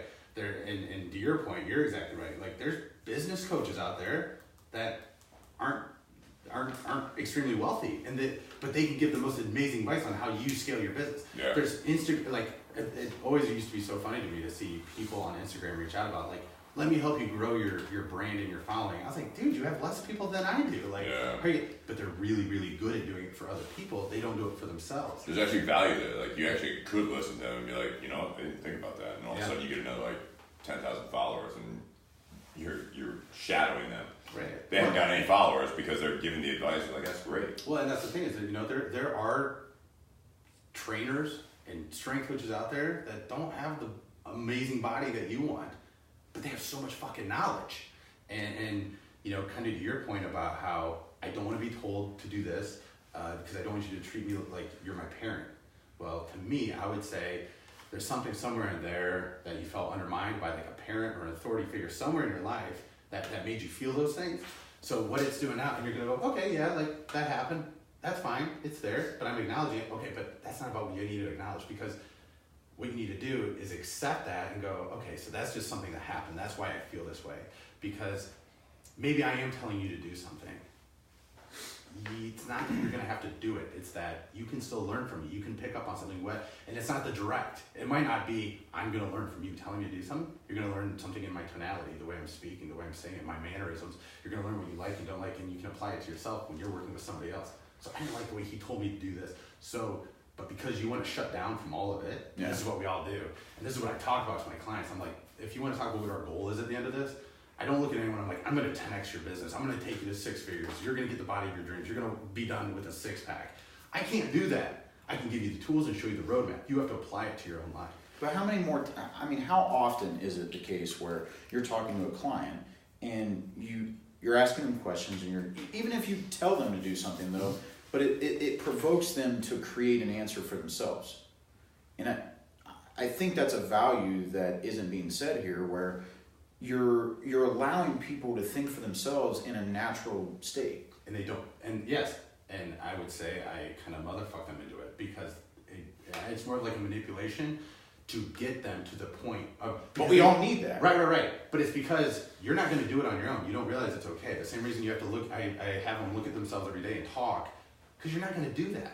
You're not going to be driving to work and go like, how do I think about things? How do I think about this topic? And over the time, it comes out to 65 videos over the course of 12 weeks, plus we do a 1 hour FaceTime check-in every week. And you just see it so much, you get to the point where you can't escape it. You quit bullshitting yourself. You take down that veil. But like how you said, and about, like your car, that pisses anybody off. But take things like that we do start our day with. Like I'm running late. I'm behind because I thought it'd be better for me to sleep a couple more minutes. The shower was cold. I ran out of food because I didn't have it ready, and I'm gonna have to eat this. So we're running late. We spill a little bit of coffee on our shirt. We get cut off in traffic. We get cut off in traffic. That means we missed this green light. So now I'm 5 more minutes late for work. I'm a big guy with traffic. But here's the thing. Half of the time we get so pissed off about traffic and rush hour when we come up on it. Why? Like maybe you're not actually in a rush to get anywhere. Why are you mad? It's habitual. We're habitual to get stressed out when we feel like we're being held back from the things that we want to do. Like you're trying to get to a certain destination, but we start blaming everybody else. At the end of the day, all these people are doing the exact same you're trying to do. It's a rat race. We're all just trying to get there on time. I once read an article about the fact that it was about like millennials, right? Mm-hmm. And it was talking about how, and I don't think it's just millennials. I think it's just American. People. I think it's American lifestyle. It's people. I think it's American lifestyle, where we feel like we always need to be doing something, correct? But when we're not doing something, it's wrong. Mm-hmm. And it's almost the opposites that we should be doing. Right. Like to the point I was talking about, like you love what you do. People don't think you should be doing that. Like, where's your other job? What else are you doing? Well, I'd love to make more money, but I mean, there's a lot of people who, again, especially when you love what you do, like it'd be nice to make a little bit more money, like just like normal, like, I make this. If I made twice as much doing what I love, it'd be a lot easier. Especially at this stage in my life, what I mean? Like there was a time where I was making 6 figures and I was miserable. There's a lot of other factors we could dive into. We've actually talked about it in the previous podcast, but I mean, now that I enjoy it, it's like, how do I figure it out that it makes sense that I can make more money doing what I love? Right.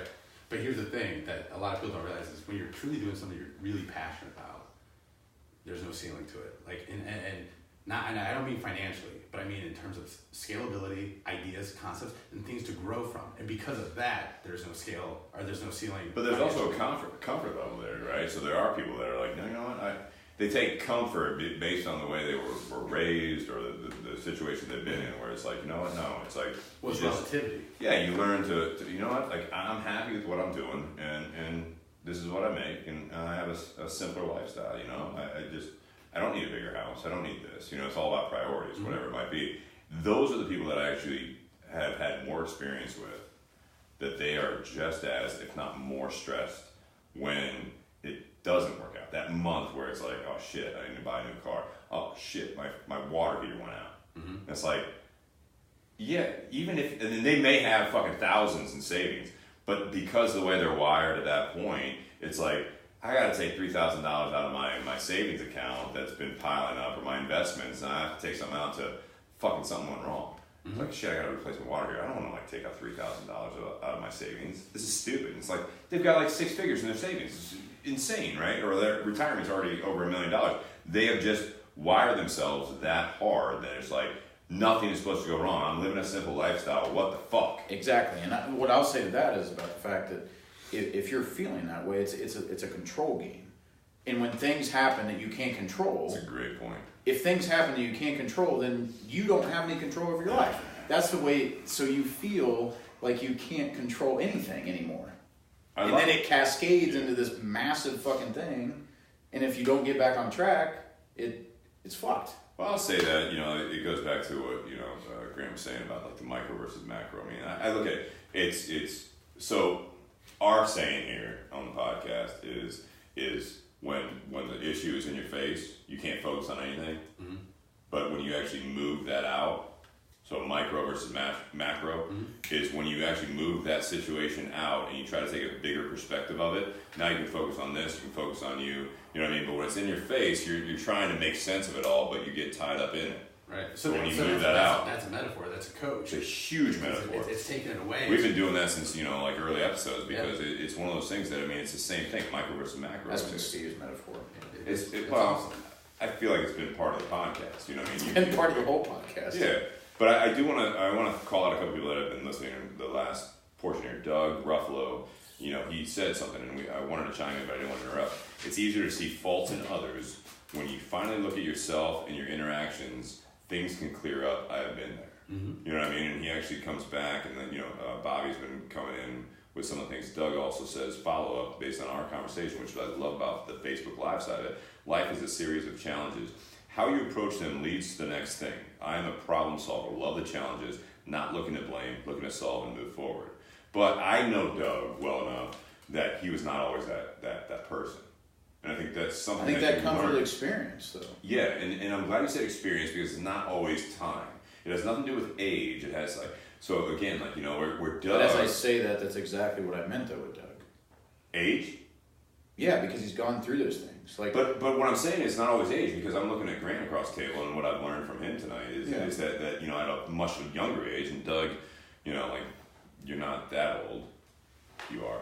But no, Doug's a great guy. But I'm saying someone that's in their 50s, mm-hmm. right? It makes more sense where someone, and going back to being cynical, someone in their early 30s, someone like him may or may not take your word. 100%. You know what I mean? Absolutely. I dealt with that when I was 24 years old, and I was managing people that were 10 years older, 20 years older than me, and it was that's a challenge, right? You know what I mean? But it's something that you don't.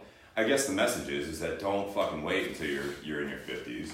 Listen to your life experiences, because that's where you were meaning at age. I listened to it and heard it as that you're talking about someone that's more experienced. And that's where I think this, Grant being a guest is so the difference between both of yours, it's really simple. It comes down to this. Just because you've done something for a long time doesn't mean you've done it the right way. And so the experience of doing it the right way. So take for example, Dan. Remember Dan? Yeah, Dan Rosso. Yeah, so this is someone from the gym? He owns Ringside. And he owns Ringside Cafe downtown. Got it. Great burger joint. Dude, probably the best. I know, yeah, probably the best. Doug said he's 57, experience in life events shape you, just so I want to, throw that out there. Doug even says, I've screwed up plenty even the last year, keep on learning. And then Mark from New York says, you can change at any age. Yeah, absolutely. Yep. And,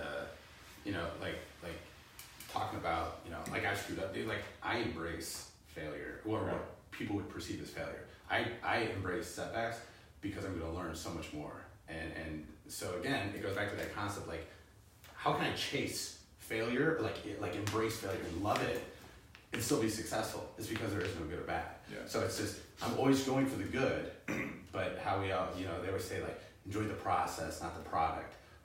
And that's one of those motivational But things. nobody knows what the fuck that means. Exactly, but that's the thing is, go a layer deeper. So what are we talking about? Is you have to enjoy every aspect of it. You have to, if you're trying to build a business, dude, there's gonna be so many setbacks, but what do you want? You see the summit, you're at the bottom of the mountain. You have to climb that fucking mountain. It doesn't matter how fast or how slow you go. It doesn't matter how many times you slip and fall. You still have to climb that mountain to get to the summit. So you're gonna have to go through that journey to get there, no matter what. If you ever wanna get there, you have to do it. But the difference is when someone finds a fire and they're doing something that they love. That's what I think, though. What do you mean? What I mean is when you're doing something that you love and you enjoy, that you can't scale it. And that's what drives it's not success, but that's what drives the mindset, because nothing can harm that avenue. You can have all these failures in between, mm-hmm. but when you find something that you're so passionate about, then those failures are minuscule. Mm-hmm. And I mean, that's all that I mean. And maybe that made sense, maybe it didn't. No, I mean, it does make sense. What I'm looking at is trying to bring it all like full circle here. Is that it gets to the point where you're dealing with like what Grant said earlier about, you know, when you're in the bad, when you're in the failures, you don't realize sometimes where you're going to be. Like when you look back, hindsight's 20/20 type thing. You realize that failure was, and you said it, was the biggest positivity in your life, because you look back and you realize what you came out of, right?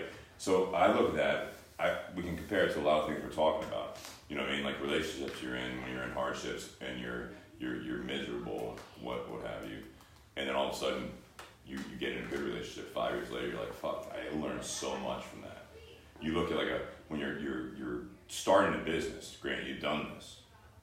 It doesn't come like, you don't like, hey, I got a plan, so tomorrow I'm going to be making a bunch of money, or I'm going to be able to have a ton of clients. That did work out for you. You said earlier where you had like 60 clients like the next weekend, which is phenomenal. But even then, you say you made a choice to go elsewhere after that. You know, you have a business plan. It's a 5-year plan. You're not going to make money starting a business. You're not going to. It's just, it doesn't work that way. Like the majority of successful people that actually start businesses that are doing it for themselves, whatever their career was before, hopefully they had some capital before going into it that they can sustain a certain lifestyle.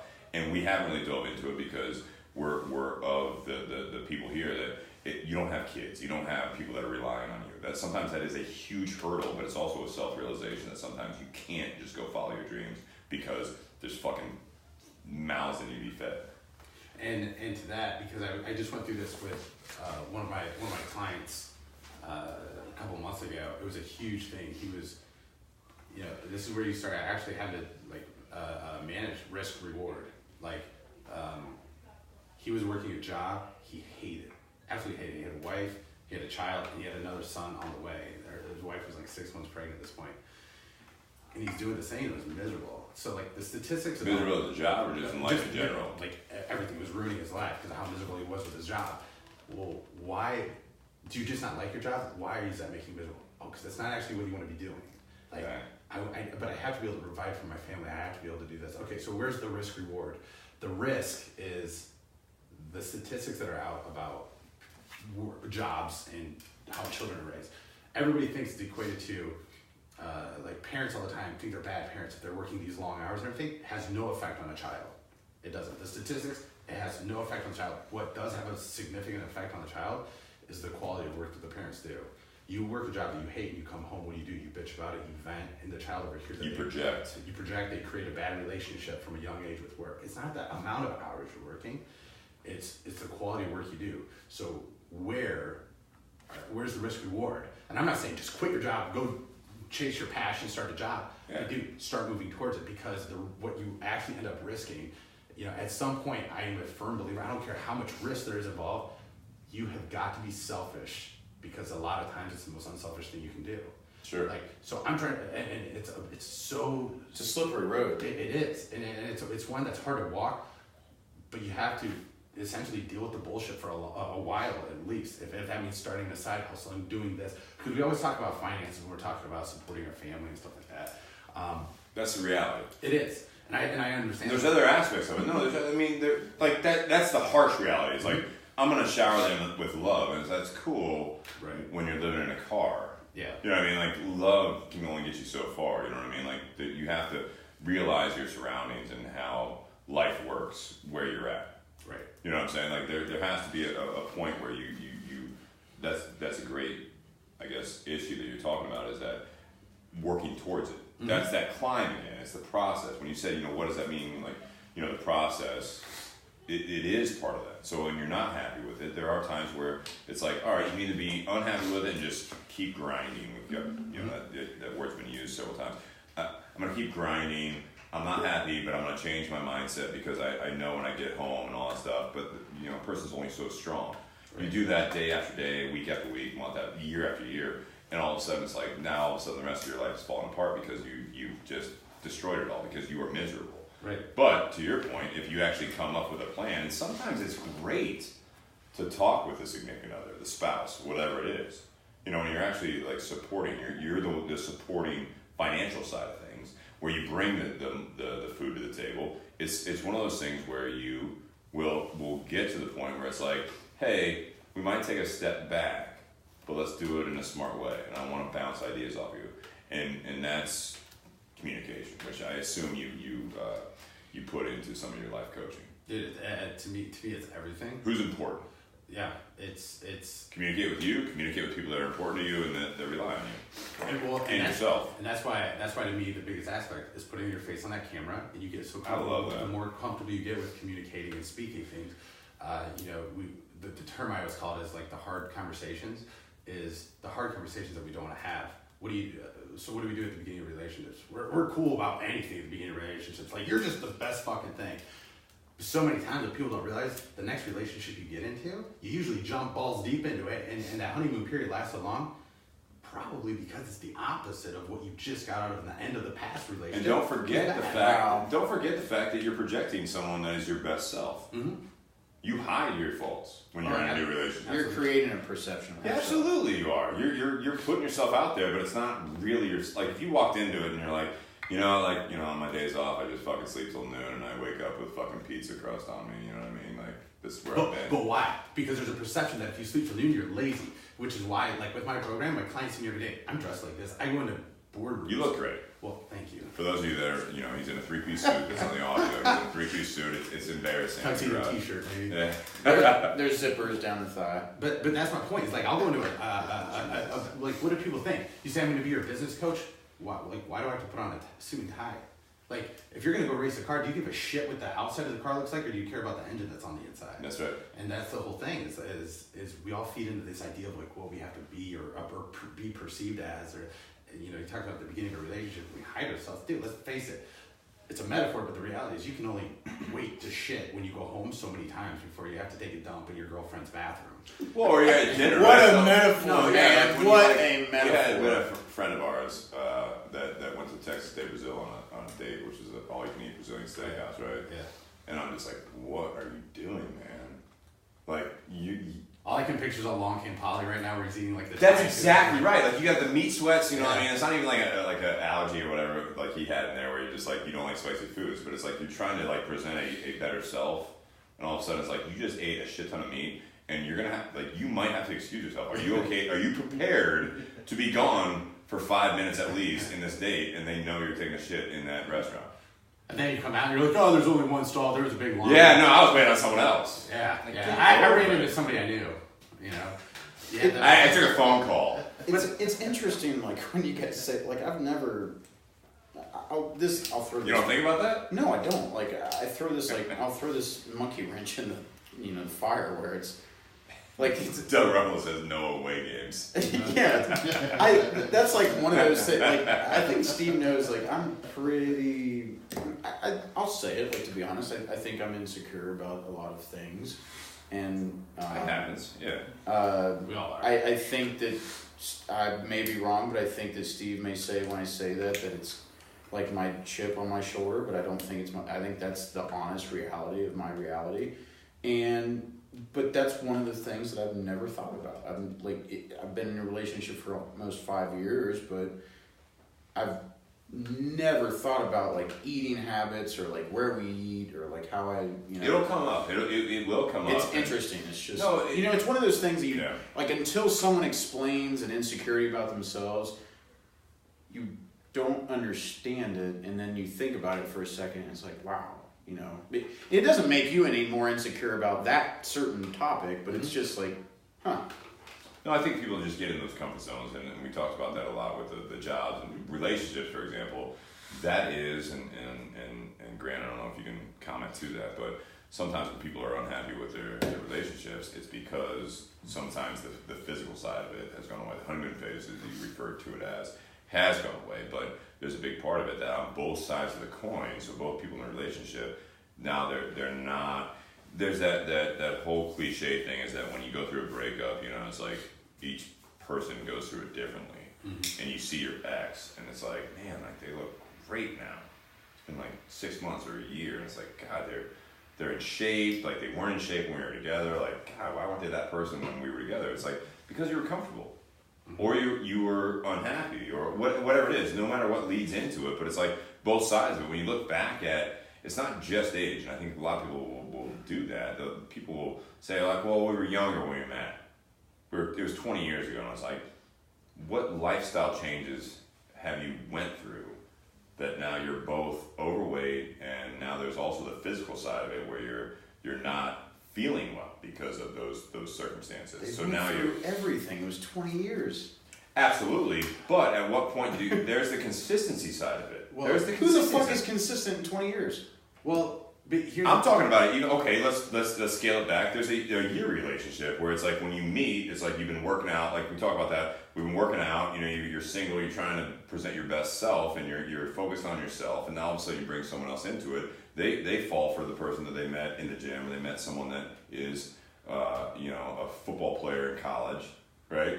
And now all of a sudden you're 290. Dude, I mean that was like what the fuck? Like that's not who I fell in love with. Like you let yourself go. That was literally the phrase used by the girl that I was engaged to one of her friends who shared that with me. What's that? That it was. I mean, this all happened right after I quit with a year left to play football, and it was that, oh cool, he quit. Like, what's he gonna do now? Become a fat slob? Like that was it. And you did. I did. but I'm saying like that's the whole like for me that's the whole point where it's like you obviously have lost your happiness in yourself. Mm-hmm. And you have commented, Grant, on that where it's like you did realize that at some point. Mm-hmm.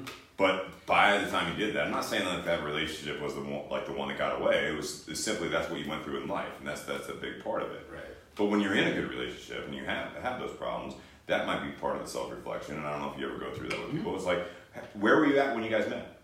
Where were you at when you started this business? Where were you at? Like, what was the hunger level? Yeah. Where are you at now? It's like, it is a self-diagnosis that, like, what have you let slip that you aren't that hungry anymore? And then when you find that again, you're going to lose weight. You're going to get back in shape. You're going to, like, be more fiscally fit in your business. Right. Whatever it might be. I mean, those are actual factors. You know what I mean? Like, you're right. In 20 years, you're going to go through ups and downs. But if you can go through it with that other person, and if you can go through the other side of the coin, where say you have been together for 20 years and you both let yourself go, and you realize that there's a self-diagnosis as a couple or as a business or whatever it might be, that it's like we have lost the hunger, we have lost this, and you're not mad at the other person. You're like, fuck, we need to fix this. Like, and when you go into like the physical side of it, obviously you commented earlier, Grant, about the fact that like. The physical high, it's one of those things. It's like you felt a certain way when you were working out all the time. You were eating better. Now you eat like shit. You don't work out. Your body chemistry is fucked at this point. Absolutely. And you don't feel like yourself, and therefore the other person does see that in you, not only physically in the mirror or whatever it might be, but your attitude, your mood, everything has changed. You're not the same person. And on the flip side, they hopefully will see the same thing in themselves. Right. I think there's something so cool in a couple of the comments you just made that kind of I think would pull all this together is like we keep saying like every topic we keep talking about, we're like, whether it's relationship, whether it's business or this or this. So that's the whole idea. When you operate on principle, we stress ourselves out on a daily basis. Why?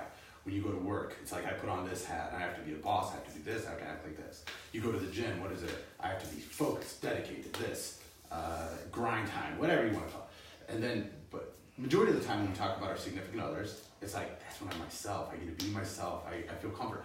So what if you can take that feeling and apply it across those 5 areas of your life altogether, and then you're you. And that is truly you. You're not changing who you are to fit an environment. It doesn't matter what environment I'm ever in. Yeah. I don't care what environment, and I just don't, because I know who I am. And when you know that, and we talk about scalability or whatever for business or relationship, it's all kind of relative. When you want to scale your business, it's not because you're just money hungry. It's because it's part of human nature to improve and progress. It's not achieving an end goal, it's progressing towards that goal. And when you know why you are doing it, that is what you're doing. If I'm in a relationship just to get in a relationship, okay, I achieved it, great. Now what? Now I'm going to get lazy and comfortable. But I love this person. That's a why. I want to continue that. I want to progress that. I want to scale that. That means I am going to show up every day. What's important? Well, Exactly. And I am going to show up every day for 20 years. It doesn't matter. Are we going to have setbacks? Are we going to have bad times? Are we going to have arguments? Absolutely. Fuck yeah. But we're going to progress. We're always going to be working towards something. It's never like we hit a point, we're comfortable with each other. I can shit in your bathroom. I feel great. I have indigestion. Not tonight. Ouch, ouch, you're on my hair. Like, it goes beyond that. Like, and so when you operate on principle, you're yourself. When you are yourself, you show up to the start of that relationship as yourself instead of hiding your insecurities and stuff. So that person, I always know that person is meeting me. And that's going to be the whole way through. It's not going to be, here's this for the first 4 months. Now here's a whole different side. Of course you're going to fucking hate this. You fell in love with this. I would say that you have to know your pros and cons, but when it comes down to it, have a positive light on that. There are people that go through, and I assume you've come across these people, Grant, that people are comfortable more with their negativity. Well, it's because they can fall back on it. Yeah, it's like, well, yeah, the reason I'm not in a relationship, the reason I'm not doing well in my career, and you said that, like, it's a universal thing. Mm-hmm. That's absolutely, the people that I look up to a lot of times are the people that have gone through, and if you actually dial in, they went through all this shit over the last, like if you look at mentors in my life, the people that are in their 50s and 60s. So those are the people that when you actually have a deep conversation, like, where were you at? Well, I'm 38 years old. Where were you at when you were 25? Where were you at when you were 35? Walk me through your life, and that's like what you do with people as far as like dialing in. Mm-hmm. And those are the people when I really look up to those individuals. You seem to be universal, but they still put on different hats a little bit. They're not going to be the same person in the cigar shop, kicking back some bourbon and smoking cigars, right? I totally I'm not going to bust on no. So these sluts, right?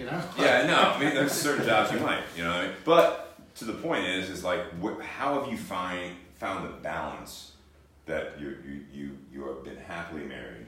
And when you say that to someone that's been married for 20 years, like we were talking about, they're like, yeah, I wasn't the whole 20 years. Mm-hmm. We weren't, is what they typically would say. If they're happily married now, it's like, no, we were not always happily married. I was not always happy with my job. And this is what I learned from it. And that's when you really do turn into that sponge.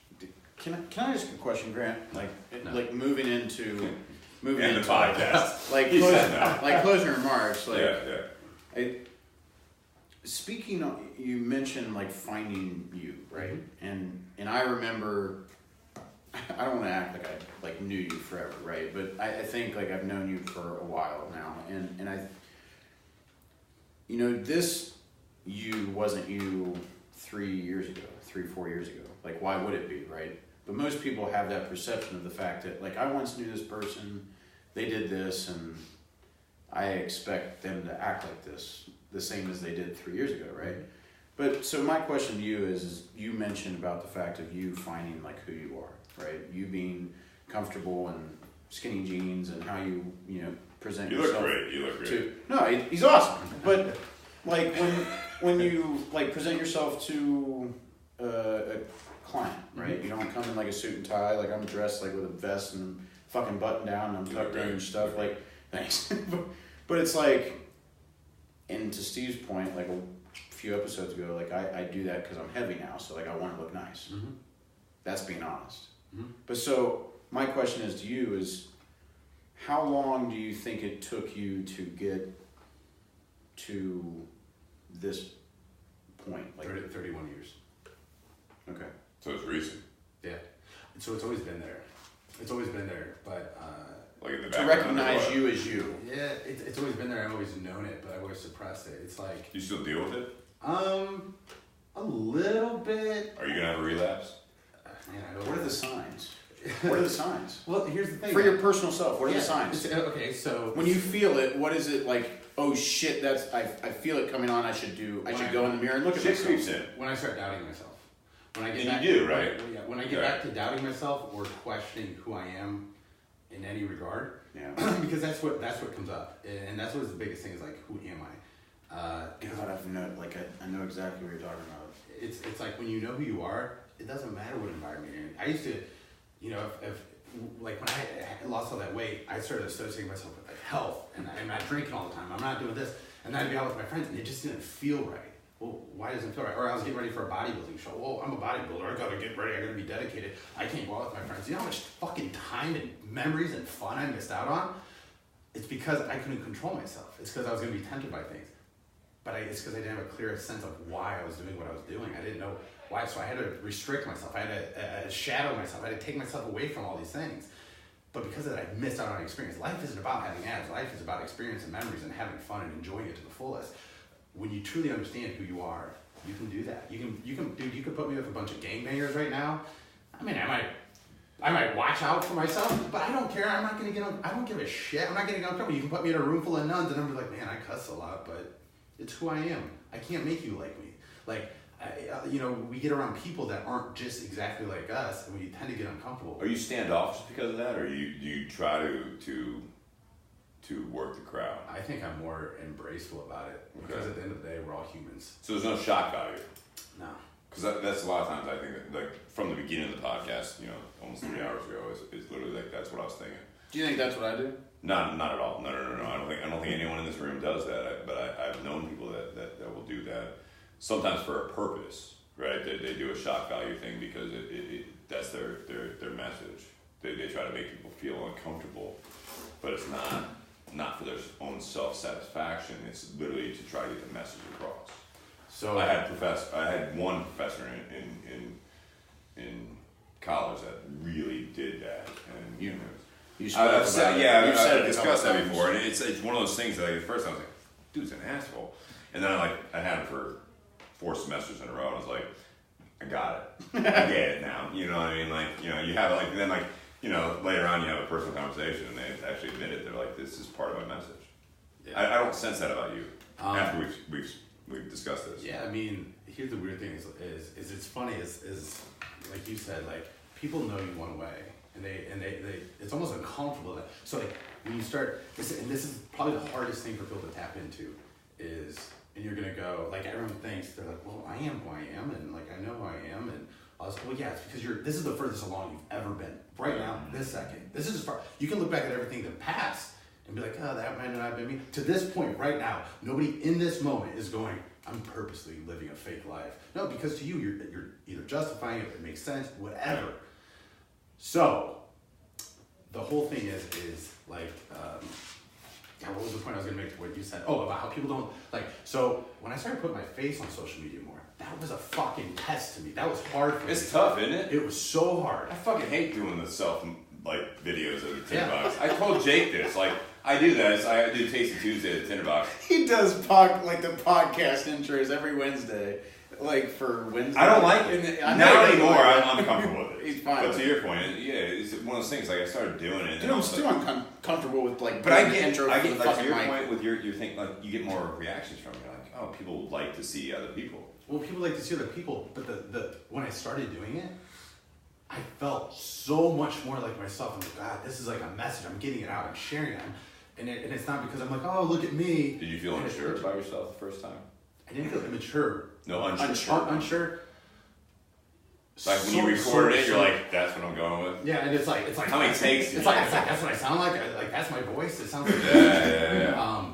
And there's all these things that you don't know. I gotta move the camera up a little bit because I'm looking at this. Too much double check. God damn it. That's why I just grow a beard out. No, I see. Hide it. It's a great beard. But I can't grow one, man. I'm fucked. Yeah, give yourself some time. Keep the anger low. Yeah. You know? Yeah. Put that shoe polish on. Yeah, it'll work. But what happened was when I started doing that, a lot of close friends were like, dude, you're so fake. Like, you're so fake on social media. And I'm like, I was like, honestly, like, I feel more myself. You don't even know me.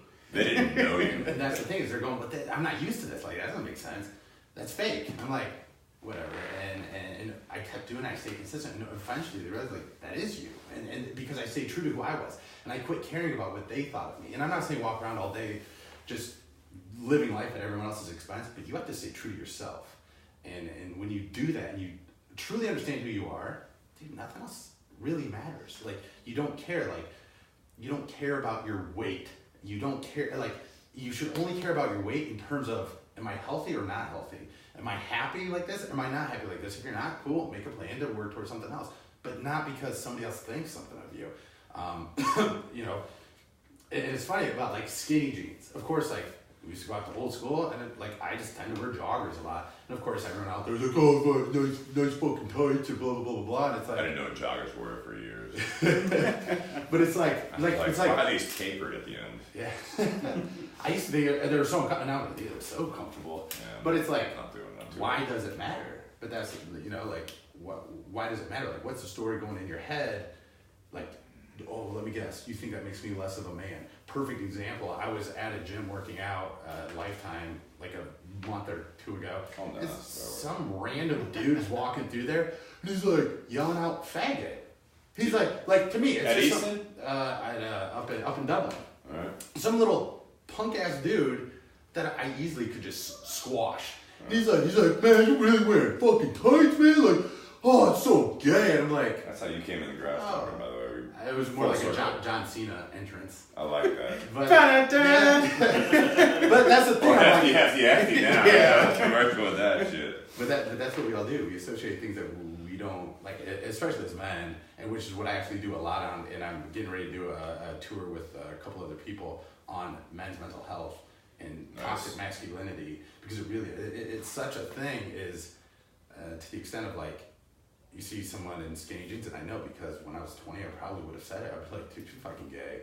And then I'm like, if I stop and equate it, what am I saying when I say that's gay? Well, I'm not actually saying you're wearing those, so you probably like other men. Yeah.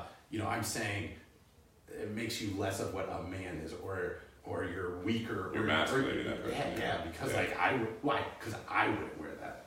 Oh, what are you, the fucking poster child for masculinity and like what it means to be a real man? So here's the thing, at the end of the day, like, I'm fucking comfortable in this. I like this.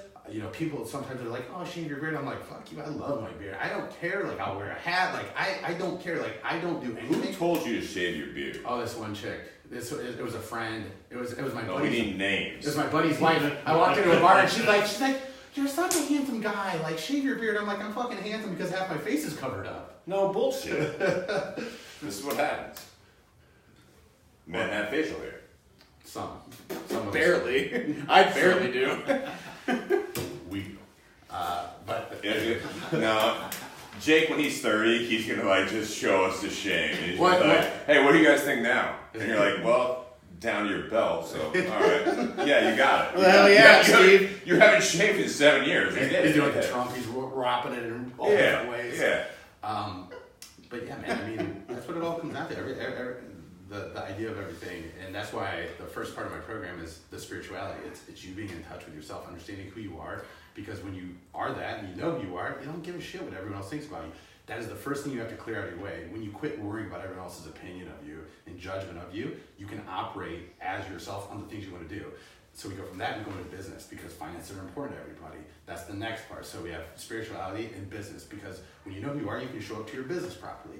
From there we go into intimate relationships, because that's where you find your comfort. We go into family relationships, because that's where we find all the insecurities that you built from a super young age.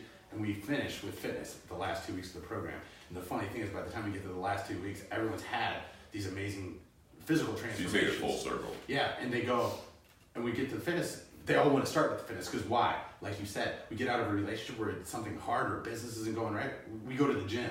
Yeah. We go to the gym because we feel like we can control that, because at the end of the day... I think there's value to that, by the way.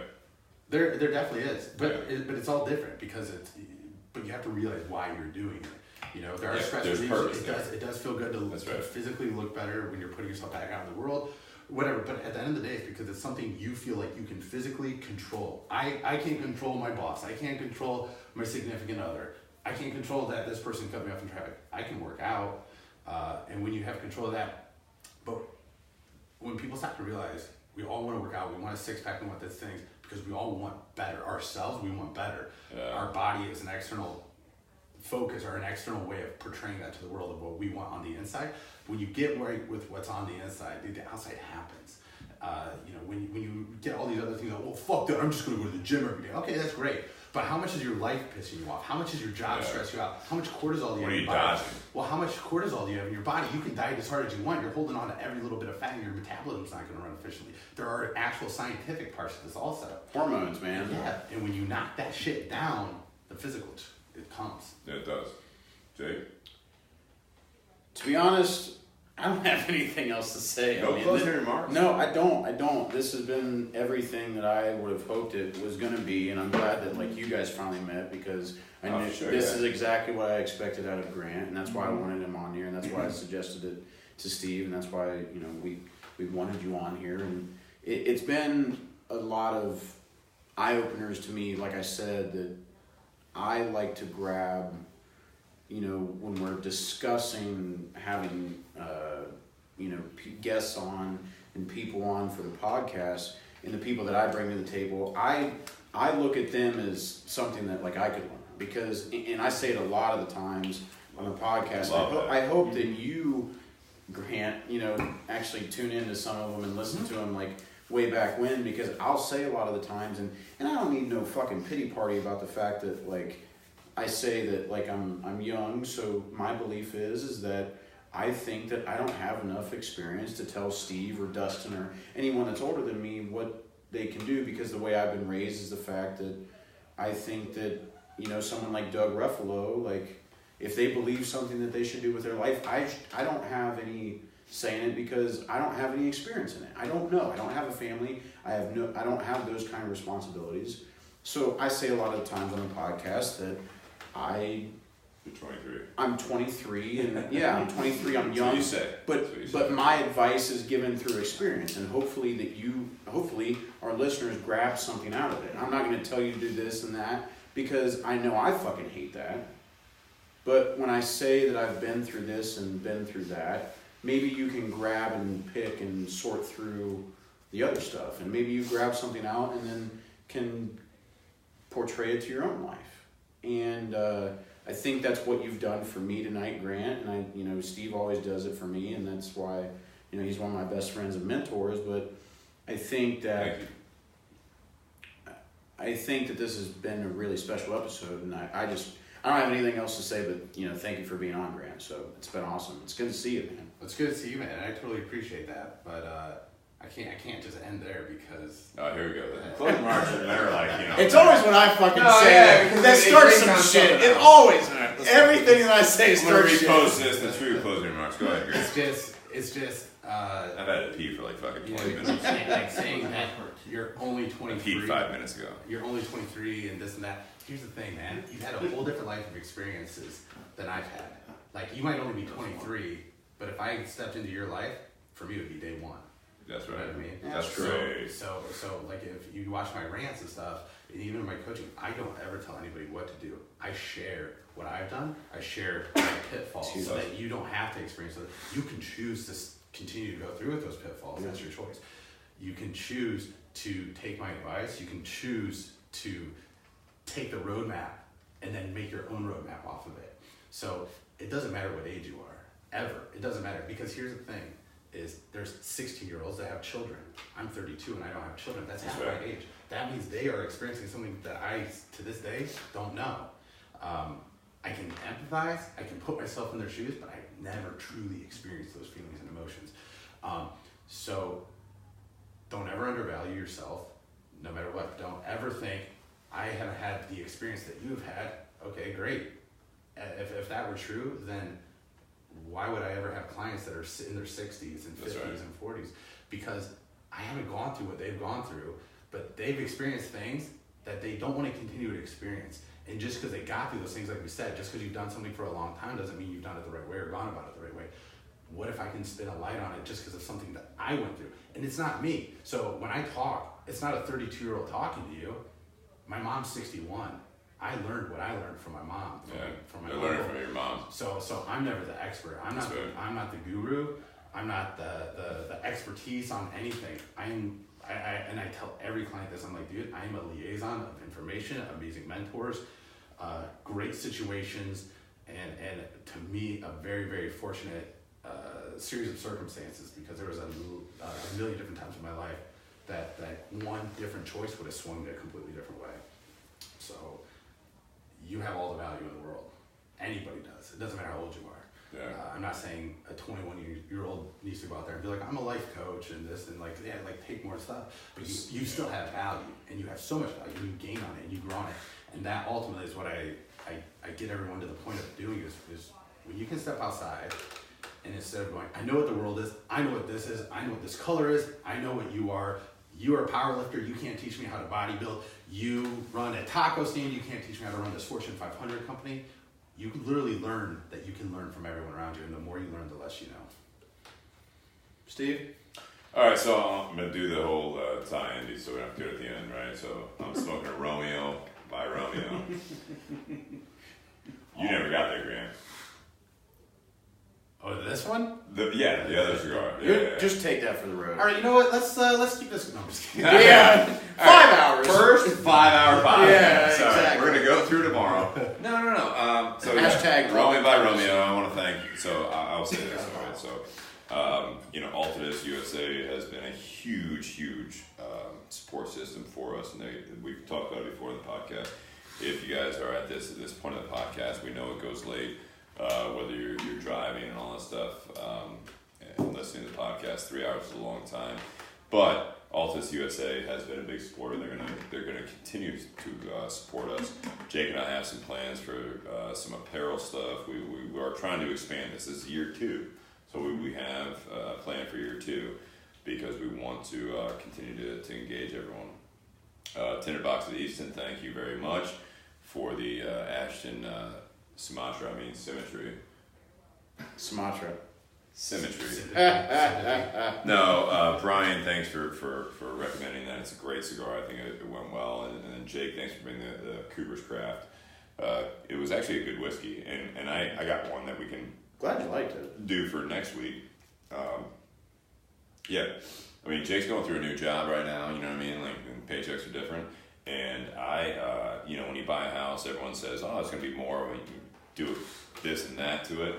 Well, I've gone above and beyond, and I'm really happy with it. So next week, if you guys tune in, there will not be this nice drywall finish behind us, and I'm going to actually rely on Jake, possibly on Monday or Wednesday, and maybe Dustin, to hang some stuff up, because next week it'll look different. So for those of you that follow us all the way to the end, shit next week's going to look different. Woo! And be a cigar company I might light up after this, I don't know. I already got one. I got a Robusto, man. Perfect. Yeah. Perfect. Smoking Tenement, Tinderbox, we'll throw that out there. Not only that we work there, but that it is one of our sponsors, and we are having the biggest cigar party in the Columbus area. Yes. Central Ohio area. It's I heard it's gonna be lit. It'd be lit, fam. But so. Emoji fire, right? I'm dead. Living for it. Anyways. No, describe it. What'd you fucking do? The blaze of glory? Like, Fire. I thought you were doing Look at the that. spear fingers. I thought you were doing like Alright, the dove. Well, so I gotta The blaze of glory dove, man. I gotta recalibrate my closing remarks. All right. Well, I'll keep it brief.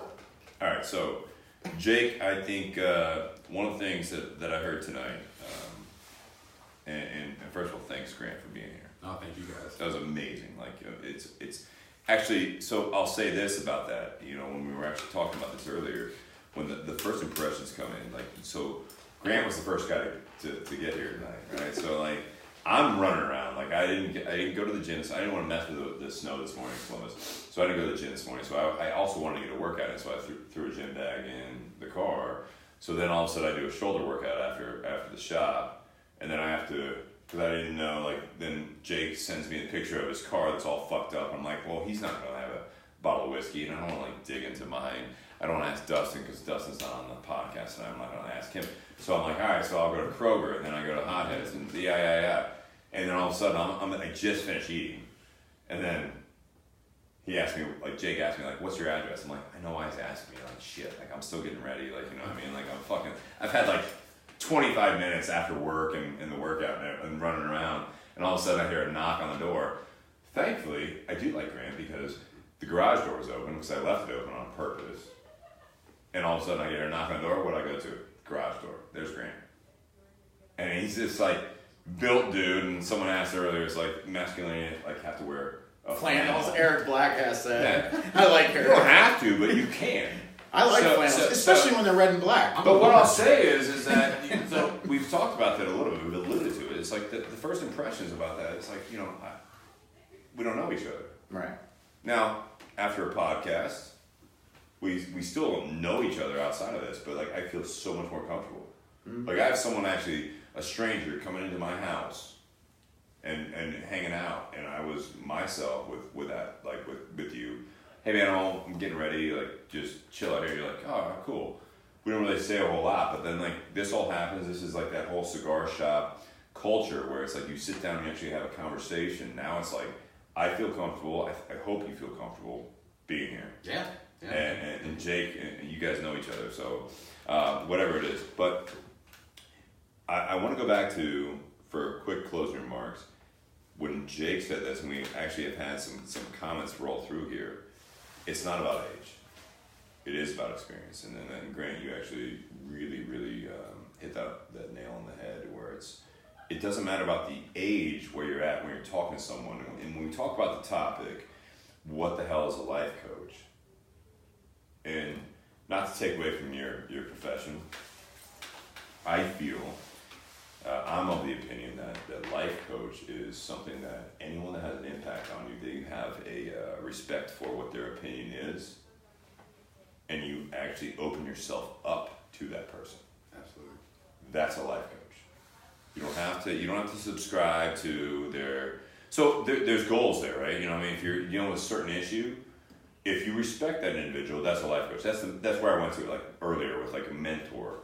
Those are life coaches. These are people that guide you through life.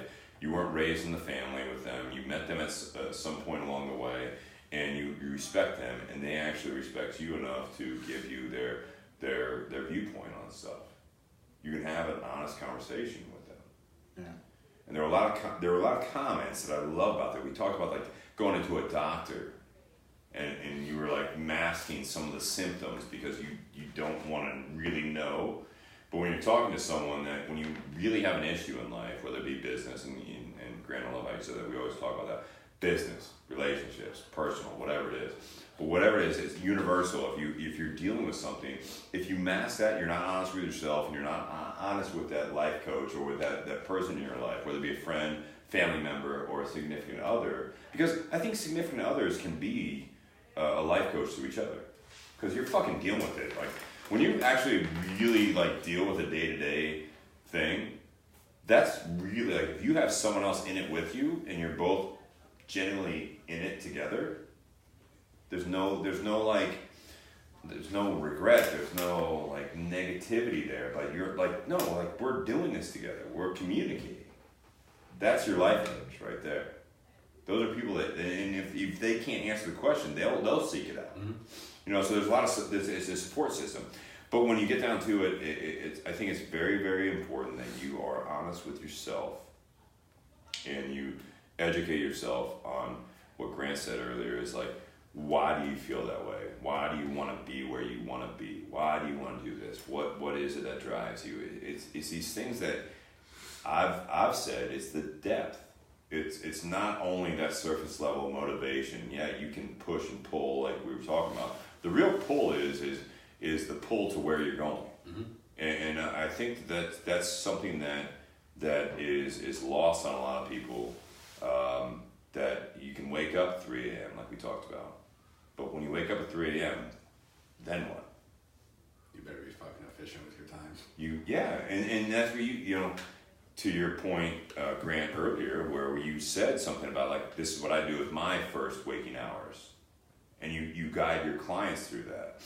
But when it comes down to it, when that 12-week program is done, they can either resubscribe and keep going with that, which is good for your business, right? And then, perfect, yeah, absolutely. Like, you make more money off that person. They're not allowed to. That's amazing. Because I tell them up front, I'm like, if you need me past this, then there's a problem. That's amazing. But the point is that is the beginning steps. Mm-hmm. Absolutely. And then it's applying it to your life. Who's around you? What is your actual life? Are you by yourself? Do you have kids? Do you have a significant other? Do you have a house? Do you rent? These are these multifaceted situations where it's not just like, this is my situation, this is what I do. And you're like, cool, I'm going to do the same thing and I'm going to have success. No, I'm going to be a life coach. No, that's not the goal. The goal is to have a satisfaction with your day-to-day life and with a process that will lead you to something that you really are proud of. finite time on this earth that you feel like you've left a mark, whether it be by yourself or for someone else or for people that are around you? It's amazing. It's always been, it's just a great podcast. That's all I gotta say. Thank you to our sponsors, Tinderbox Decent, Altadis Cigar Company. Thank you very much. And thank you, BS Cigar Company, Brian and Steve. I'm smoking the BS Robusto Gold. And we gotta get one for Grant, because I'm smoking the Sympathy.